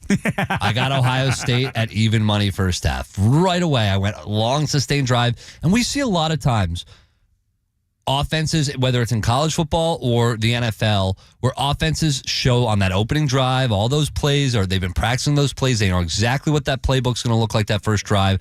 There are times where they will go out there and they will they will win that football game. They will lose that football game, and that opening drive will be the only success they have. It felt like that could be it for Notre Dame last night, and it was for a long time. Yeah. Ohio State steamrolled over them, and it didn't look like Notre Dame had a chance. Now, commendable that they got back in the game, but truthfully, this was never a game for them. It was Ohio State's game the whole time. Yeah, for the most part. They did. I mean, again, they had a chance late, but for the most part, you're 100% right. We promised the audience, Aaron, at the beginning of the show, a challenge today. And I'm just hoping that one of our competitors is ready. Oh, yeah. Yep. That's exactly what the challenge is about. You Buccaneer John. What the hell? Where are you? What is all that noise? I'm here. You're It's there. the All right. music I have on. Country music, your favorite stuff, buddy. He loves country Joey now. It's true. And Kissy Ballerini. And Okay. What? Can you turn it down so we can have a conversation real quick? Because we need you to do something for us. Is it going to be good or bad? It's going to be great. You're going to love it. He's a Jelly Roll fan. Interesting. Yeah. Interesting. All right. Yes, so are you, aren't you? Yeah. Aaron. I am. In I honor. bet your girlfriend is. Yeah. No girlfriend. Yeah. Buccaneer John, listen to me for a second. All right. We hate the Philadelphia Eagles, but very important that we do this today in honor of those Philadelphia Eagles and the mayor of Philadelphia. We wanted to see if you could beat her at a challenge. We're going to let you listen. Should we let him listen to her first or let him go first? I want to hear if he does a better job. I want to hear how he spells it first. Okay, because I almost feel like he could listen to her and still blow it. Let's do right? it before But and after. You know what? I agree with you. Buccaneer John, do us a favor. Spell Eagles. EAGLES. Wow, Buccaneer John! Oh my God, you are a man. Ding, ding, ding, Now- ding, ding, ding, ding, ding, ding, ding. Yeah. The mayor of Philadelphia I'm was. always a man. You are. The mayor of Philadelphia was very excited when the Let's Eagles put him on hold. won. And by the way, I want to ask him afterwards if he can spell it again, if he spells it any differently. Here's the mayor of Philly trying to psych up those Eagles fans. Take a listen to how she spells it. Let me hear you all say ELGSES Eagles. Let's go, Birds. Not even close. How do you get the L before the G? And there's no A. Two S's. Like if you just missed the A, dumb, but weird. But you missed the A and you got the L before the G. And she never realized that she misspelled it. Like you weren't even close. And if I had done that at the end, I would have been like, what? Did I get that right? She was psyched for the Eagles and the Eagles fans that was there. She can't spell. Now I have been in a situation where I've said things and I had no idea what I just said. E-L. If you're about I've to not spell done that. Eagles, I've not done that. You went E-L. L wasn't even close to where that was supposed to be. Hey, Buccaneer John, after hearing the mayor of Philadelphia, spell Eagles for us. I just did it. Don't you remember? I do. I just want to see if you, after hearing her, if you could do it again. EAGLES. Yeah! Like, that's really... Thank you, Buccaneer John, for your services. That was fucking awesome. Yeah, Goodbye. it was, Tom. Honestly, she should be kicked out of office. Let me hear you all say ELGSES Eagles. If Buccaneer John, Let's go, Birds. who's not even an Eagles fan, is spelling Eagles correctly, if you're an Eagles fan, forget about it being an Eagles fan in Philadelphia as the mayor of Philadelphia. How do you not know how to spell Eagles? My favorite part about the thing is you can hear the crowd in the background, like kind of like stuttering and just trying to spell it right. Like, listen real close here. Like, this is ridiculous. Let me hear you all say ELGSES Eagles. Like, she's not a serious person. Somebody's around her, part of her staff has got to be like, hey, mayor, you got it totally wrong. Yo, what are you doing? That's... It's impressive almost. It's not. It's sad. And when you like, I saw that, I heard it, I started dying laughing. And Why then I is it's not sad. that's the mayor of the city. Listen, do you think she can spell the word Eagles? I'm I don't sure she know. can. Like, it's a hilarious mistake.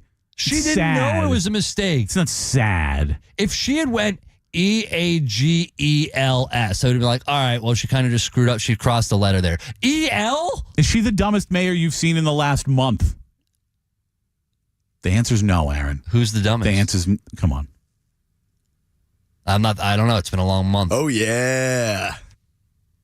Shout out to the 813. Mayor Castor? That's not where I was going. Is that where you? Is that? That's what I thought you were talking about. Because what did she say? What about did Castor do? About the hurricane or something? Like it's gonna like shut down the entire city or something.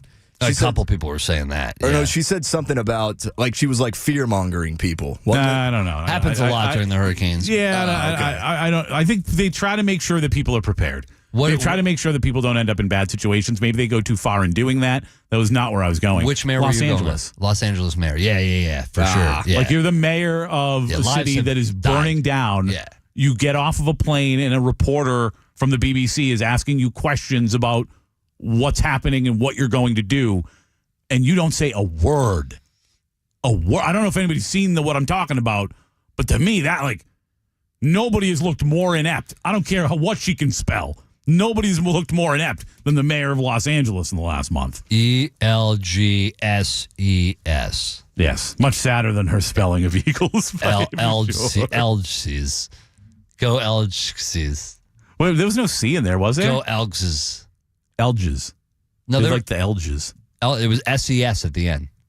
She went SES. She put an S in there? Yeah. Wait a minute, she put a C in there? No, she put S. Listen to me. SES. SES. Oh, I thought you were saying CSCS. No, SES. Oh, okay. Still pretty bad, but throwing a C in there would have really taken it to a new level. She double S'd it.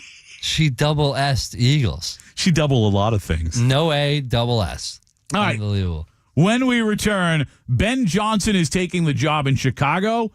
So what's that mean for our friend Liam Cohen and what he could be doing next? That's coming up on the other side, but first. Hey, listen, we were just talking about, we mentioned the hurricanes, very, very tough hurricane season, and get ahead of it now when it comes to making sure you have the best windows and doors around. And I'm talking about Reese Windows and Doors. For over 50 years in the state of Florida, they have installed the highest quality impact windows. Most windows installed in just 6 to 8 weeks. Financing options available, including 0% for up to 4 years. Get a free quote today at reesewindows.com.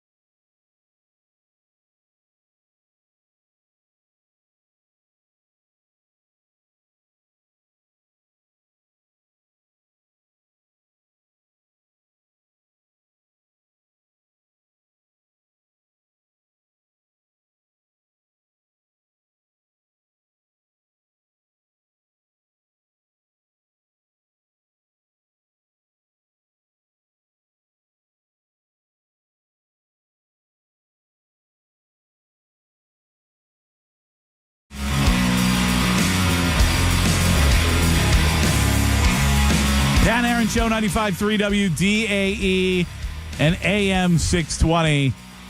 We've got a lot to get to and a short time to get to it here. Just 45, actually not even, 38 minutes in the show left for you mathematicians. Liam Cohen, as we know, is already interviewed with the Jacksonville Jaguars. Reports are they are probably about ready to do a second round of interviews. Obviously, Ben Johnson off the table. If you were under a rock yesterday, Ben Johnson has agreed to become the next head coach of the Chicago Bears and try to turn that situation around after so many people this preseason. I'll never forget being in my car and hearing several different ESPN analysts, and like almost everyone I heard was like, watch out for the Bears. Caleb Williams is going to be really good.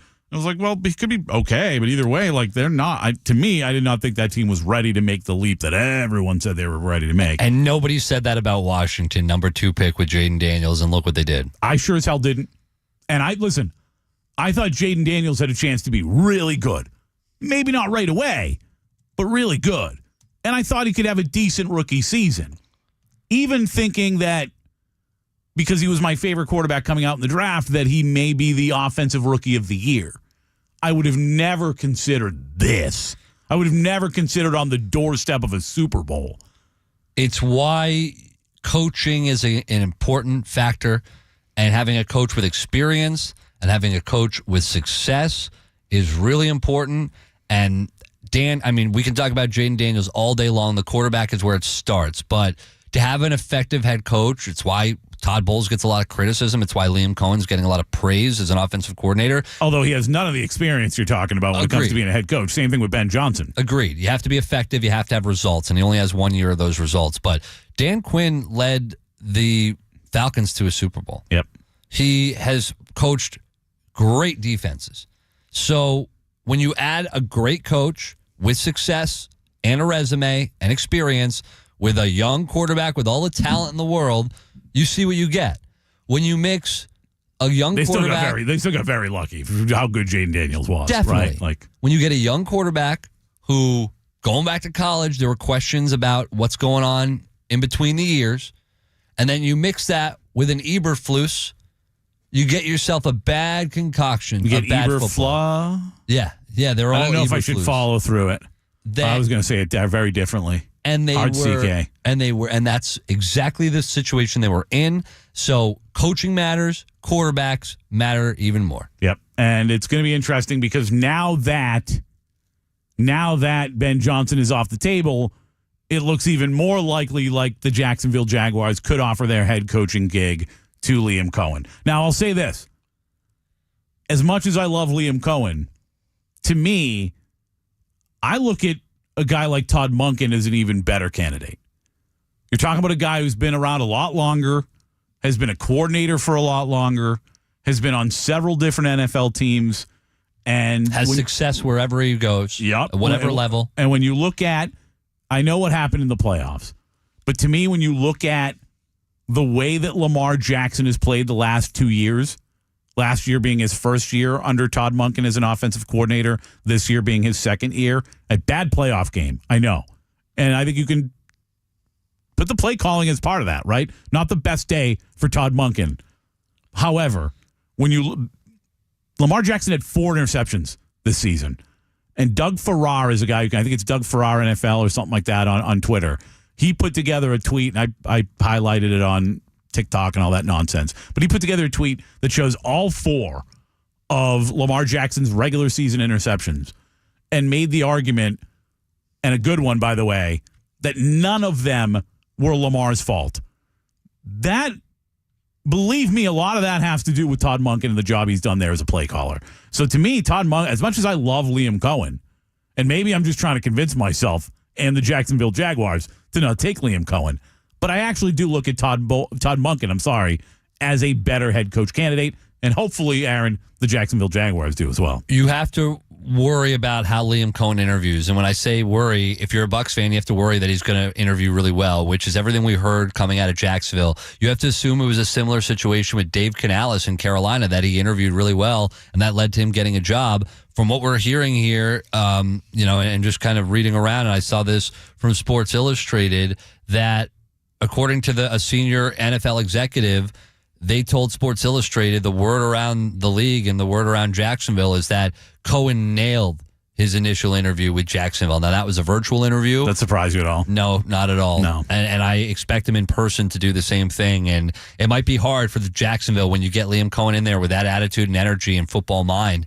for them to look anywhere else and look at the success. Well, again, but if you interview Todd, I imagine Todd Monken did pretty well as well, And Todd's got a lot of history. Like, if Todd's smart, and I'm sure he is, like, I would point to the Bucs, for instance, right? Like, did things go perfectly here? No. Did he change Mike Evans as a football player in his career? I think he did. Like, I think Todd Monken's a great hire if he gets a job somewhere. The only difference is he's 20 years older than Liam Cohen. Sure. And if you think he's not an old man. He's not an old man. Not at all. Not at all. He's right there. He's, in coaching years, he's right there where he's supposed to be. But you want a guy like that could be a potential Sean McVay? Because I think that's what the league is looking for right now. You're looking for your next Sean McVay. I just don't want them to look for him. All right.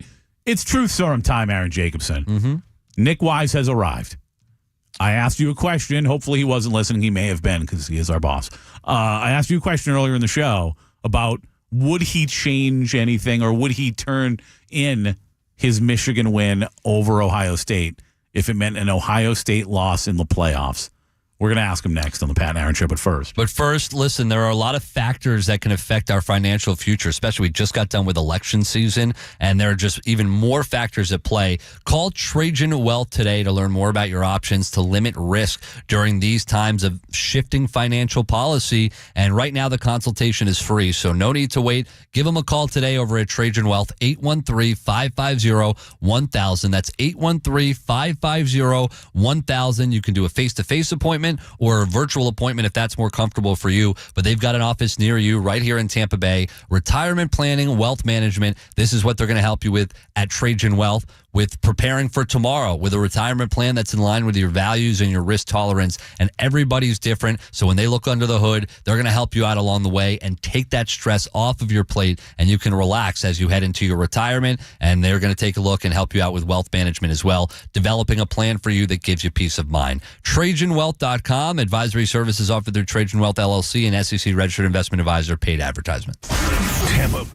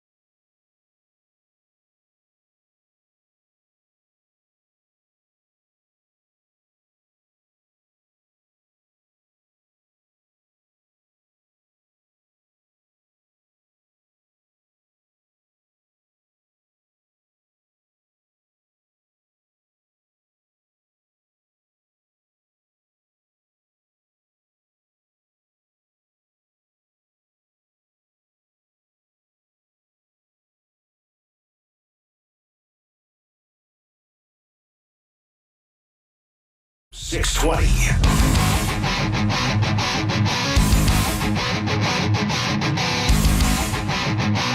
All right, we got Nick Wise in studio. We're going to hit him with the truth serum. We don't actually have any truth serum. Casey, if you want to throw on Nick's microphone, there it goes. We should get that button fixed. That button is a little off. Yeah. But hey, the Ohio State, unfortunately, Buckeyes were not off. My life is over. Night. Listen, no, it's not. It's over. You won a championship last year. My life is over. Yeah, the real last national championship. Why wasn't this one real? Because this was like such a Gen Z championship where everyone gets to participate. Don't beat the rival. Don't win your conference championship. Had losses. Get to go to the playoff. They've so ruined. You want a 14 playoff again? Ruined. I don't want more playoffs. No, I'm over it. I don't disagree with you, Nick. I did think that it was diluted with lesser talent when it comes to the teams. But I think Arizona State put up a fight. Nobody expected them to do that, and they hung around and went to overtime, double overtime with Texas. So I agree with you to an extent. I think the seeding, no doubt, I think the majority of us, and I think they will change it, agree that has to change for next year. They're not changing it next year. They've already said, because they should, though. The ACC, Jim Phillips doesn't want to change it, and your mark from the Big 12, why are they going to give up that automatic money? They get a bye. They're not going to give that up. At some point, that has to be overruled. They're gonna keep the automatic buys if you win your conference. It's ridiculous. And teams like Boise State and Arizona State, it's gonna happen. Maybe for next year, but they'll convince that will change, especially if you have something similar happen next year. It has to change because it's just not as exciting. All right, so I'm the commissioner. Hold on, I'm the commissioner of the Big 12. Convince me why I should give up that money. Well, listen, it can't be just about you. It's a force. Right? Yeah, but he has to agree to it. The ACC and Big 12 have to agree to it. They made a deal, and you're going to have to force their hand. They're never going to agree to it. The NCAA is like the mafia. All right, so NCAA has nothing to do with the playoff. All of that is going to change. But I think on the flip side, to say, you could say it was watered down or there was too many teams. But at the same time, nobody was better than Ohio State. Ohio State was good. Nobody was better than Ohio, and they wouldn't have been in the playoffs. It was 4 teams. I picked Ohio State to win the championship in the beginning of the year. They had an incredible roster. They did what they were supposed to do. I think obviously, because it's Ohio State, I'm being a little bit more dramatic. But I do feel college football has been watered down a little bit. I think, think about those seniors for Ohio State. They came back to complete 3 goals, right? You want to beat your rival. You want to win your conference. You want to win a national championship. And, the good old days of college football that everybody loves, you had to complete the first step to get to the second step, complete the second step to get to the third step. You no longer have to do that. So it takes a minute to get used to the new normal and the fact that really the Michigan-Ohio State game, national implications, it means nothing anymore. The Iron Bowl, national implications mean nothing anymore. Florida State, same thing. But if you think about it, what you're talking about is parity. And parity is part of the reason why the NFL is the most popular sport in the world, right? Having more than a couple of teams feel like they have a chance to win is why the NFL is the most popular sport in the world. I think that part of it's good for college football. Now, I do want to get to the reason why we asked you to come in. What teams really had a chance in the 12-team playoff? Again, if it was a 4-team playoff, the team that won everything wouldn't have had a chance. So that alone tells you that to me, it's a better system. You can make it a 72 playoff team. I want to get to the question we brought you in here to ask. A crappy team doesn't have a chance to win it. Yeah, go ahead. What? We want to get to the question we want to, because I have trouble believing you when you say that. And I am like you. I'm a Michigan fan. I wouldn't say that I'm the same level of Michigan fan that you are, but you're not. I'm not. I appreciate your support. I just said I'm not. But I root for Michigan in all sports. I always have. Thanks. And that said, and got to look at college sports differently. I don't understand. I think the whole thing about rooting for your conference is silly, right? But truth serum, would you trade the Michigan victory over Ohio State this year for an Ohio State loss in the playoffs? No, because I don't think so. I don't know, man. I would so much rather as a Michigan fan, and again, I know I'm not the fan that you are, but as a Michigan fan, I would so much rather see them lose that game than see Ohio State win everything. Well, so to me as a Michigan fan, I know it's going to sound weird, but only Michigan and Ohio State people are going to understand it. To me, Ohio State didn't win everything. They won the national championship, but that is everything. You got to complete the other two tasks, and that's why college football is different than the NFL, although they are making it the same. Are they getting less diamonds on that ring? Are they going to get less diamonds on that ring because they lost to Michigan? Well, Michigan's ring will have the score of the Ohio State game on the ring. Ohio State cannot do that. Ohio State also cannot put Big Ten champion on the ring. So a little bit different. Yeah, they won the championship. They won the national championship, and that's what I came in here for. I was just sitting at my desk listening to country music. I can't even listen to sports radio right now. Yeah, okay? but what I'm saying is, and I get it. And my life's over. That's what I started the show with. It's like, really, it's that bad? That's the feeling. It all started Saturday. The Commanders, they've ruined all of our lives. Yeah, I guess. I do think that there needs to be changes. I disagree with you. I do think there will be changes. I think the college football playoff, the committee will have to make changes. They've already said they're not. They're going to blow up the whole thing sooner or later anyways. All the conferences. The problem is, why not just get it right the first time? But they haven't even met yet, Nick. They meet in February. It's already been discussed. Two major changes that I think need to be done immediately. The first one, get rid of the conference championship games. The second one, that's not going to happen. Do the seedings just 1 through 12, just the rank 1 through 12. Take the conference champions out of it, just do 1 through 12. However they're ranked, that's your seed. Well, that's what happens there, and that's why they will not do something like that, is because you have to have some importance to the conference championship game and some value. Otherwise, teams aren't going to even want to play in it. They're just going to want to make the playoff. Teams aren't going to want to play in it already. It's already kind of gotten Well, that's kind of what happened with Oregon this year, where they're like, well, we would have had a better opportunity if we didn't play in the conference championship game. So there's a problem. There's a flaw with it already. We already know, Nick, they make too much money. The championship games for the conferences bring in too much money. They're not going to eliminate them. No. What they need to do, and there will be a change. I do disagree with you. Maybe not next year. They will discuss it. I don't know why you think it's a foregone because conclusion. they've already told Yahoo Sports. They reported it over the weekend. They're not making changes next year. Well, I heard from the ACC and the commissioner. I heard people in the ACC's quote was in there. He ain't changing it. My quote, what I'm hearing from the ACC The ACC literally said, just like the NFL, you don't have to have a bigger record. This from CBS Sports yesterday. The ACC is expected to consider changing the format of its football championship as it weighs how to protect its regular season champion before the college football playoff. Does it say anything about the Big 12? That's the ACC. We're talking about the conferences. But the ACC and the Big 12 aren't going to give up that buy money. You can't convince them. Well, yeah, you changing the conference championship, though, won't change the playoff.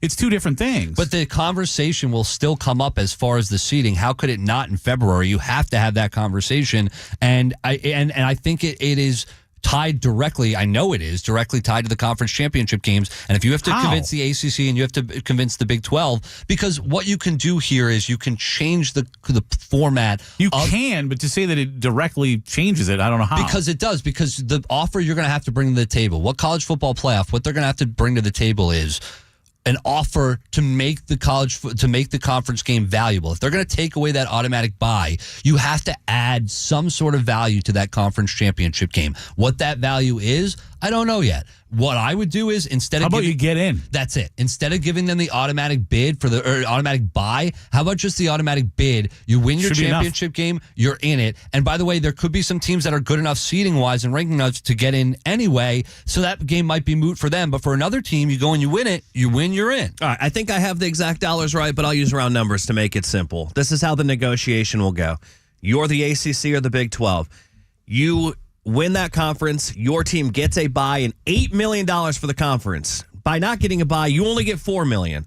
So you think the Big 12 and ACC is going to be like, hey, you know what?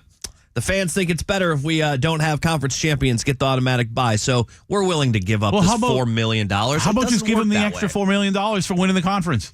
You don't get the bye week, but you still get the $8 million. The college football playoff is not going to just donate $4 million to this conference because they didn't get a bye week. The conferences and the college football playoff money are two separate things. You just said they already get the $8 million, right? They do if they get a bye. So why don't you, instead of just giving the bye, you just give them the $8 million and you get the automatic bid? The money's still there. So then every team that gets into the playoff now gets $8 million instead of $4 million? Yes, if you win there's probably enough money. If you win your conference championship, you get the $8 million. That's not how it works. Or how about if you earn the bye by being one of the 4 best teams, you get the extra $4 million. Correct. But if you don't get the bye, then you don't get the money. And the Big 12 is not going to give that up because the Big 12 and also the ACC know that it's going to be very rare that they get the bye. Listen, you take the money that you're not making Does Arizona State even make the tournament if they don't win the Big 12? You know what I mean? Like, let alone a bye. You're going to recoup that money just by having a playoff game. The conferences are not going to give up that money. It's an automatic $8 million. They're going to have to because the seeding, it wasn't good because they'll lose money in the long run. If the product isn't good, now people are still going to watch. Ratings are through the roof. You watched. Everyone's still watching. Money's through the roof. I didn't watch the second half. No one's losing any money. The second half was more exciting, obviously. I fell asleep. The game in the first half was not exciting. No, stupid. I went to bed too. 31-7 was just not That's a when fun. I went to bed. But last night's game isn't really about the playoff system. Well, it's indicative of what it's going to look like in the future here. We're late. It's indicative Yeah. what we're going to do in the future. Nick, why here. did you make us so late? I didn't even want to be in here. I'm going to talk to our program director about this. I didn't even want to be in here.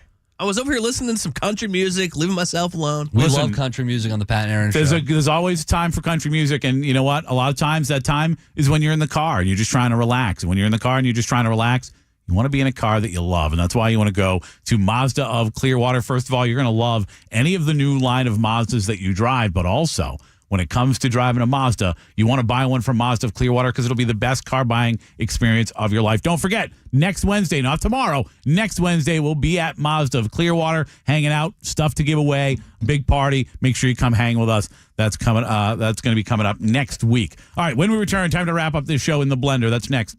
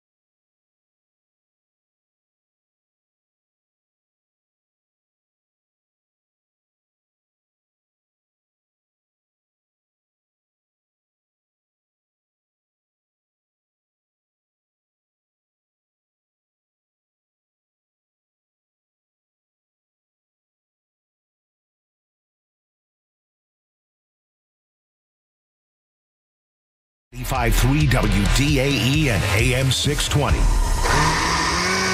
The Blender. The Blender on the Pat Aaron Show is brought to you by Mazda of Clearwater. If you're thinking about a new or pre-owned vehicle, the choice is clear. It is Mazda of Clearwater. And don't forget, with interest rates on the way down, some of the models are at 0% financing right now. Mr. Warner, what have we missed on the show today? And messed. What have we messed up and what have we missed during the show today, young man? Well, the Lightning certainly messed up one last night. They lost 5-3, but they're back at it. Back-to-back games for the Lightning tonight in Canada against the Montreal Canadiens. The Lightning come in at 25-17-3. The Canadiens come in at 23-19-4. The over-under is at 6, and the money line is -140 in favor of the Lightning. Eric Chernak is still day-to-day after that fight the other night. Aaron, I think you agree with this. I know we've talked about it before with basketball. I know maybe not as much as hockey, but I have trouble betting on a team in the second half of a back-to-back, especially on the road.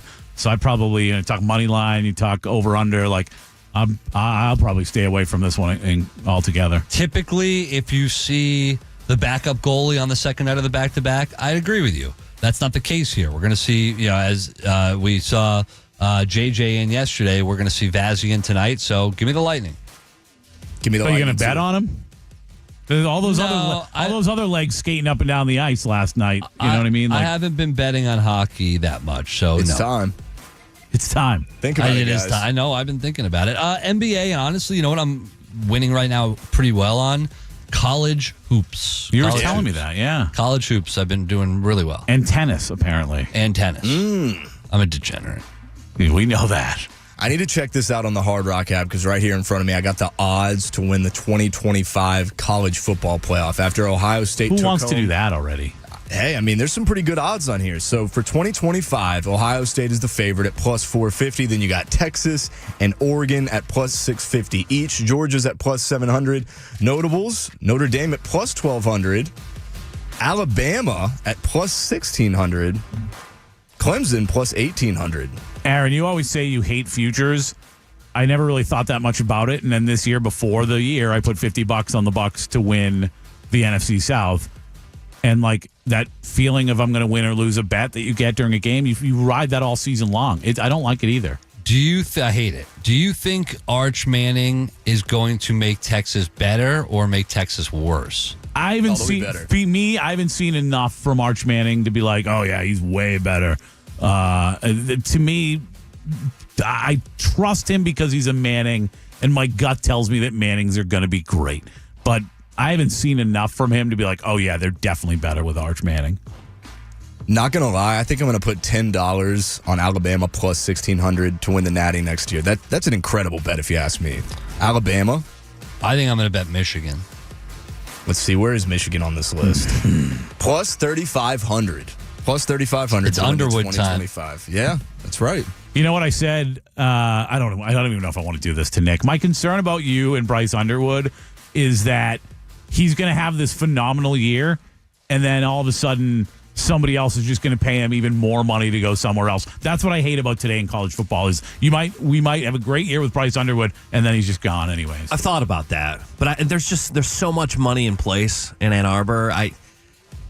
Maybe somebody comes in with a higher bid than Ann Arbor. With Larry Ellison, they'll just top it. It's why it's getting ridiculous in college football and the NCAA with football with the NILs is you got guys like Carson Beck, who is okay, decides he's not going to go to the NFL draft. He's not going to go to the NFL because he's going to make $10 million or close to it going to Miami. By the way, Miami for the second year. He's not going to the NFL because he was told he's not going very high. Yeah, but if you're going to make more money in college football than you are in the NFL, then you're going to go to college football. You won't if you go in the first round.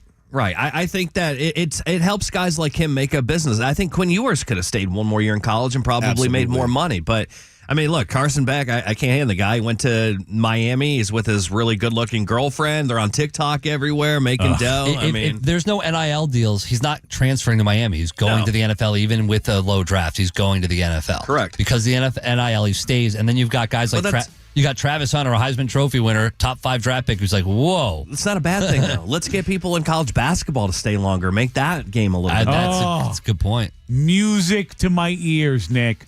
I loved college basketball growing up. When kids The one and dones have killed it. Oh, when kids stayed in school. All right. Well, we got until March to get into all that. But yes, that would be to find a way to keep kids in college basketball would be wonderful. All right. That's all we have time for today. For Nick Wise hanging out for the last couple segments, for Aaron Jacobson, for Casey Warner frozen in the penalty box. I'm Pat Donovan. Thanks so much to the men and women who serve our country and allow us to be morons for a living. Sorry, Mom. Not the rest of you. Not a crybaby. I'm just sad. Let me hear you all say E-L-G-S-E-S. Eagles. Let's go, Birds. Experience the Anajar and Levine difference. Call 1-800-747-FREE. Have you heard about lab-grown diamonds and maybe considering that option for your engagement ring? Before you go down that road, get the facts at International Diamond Center.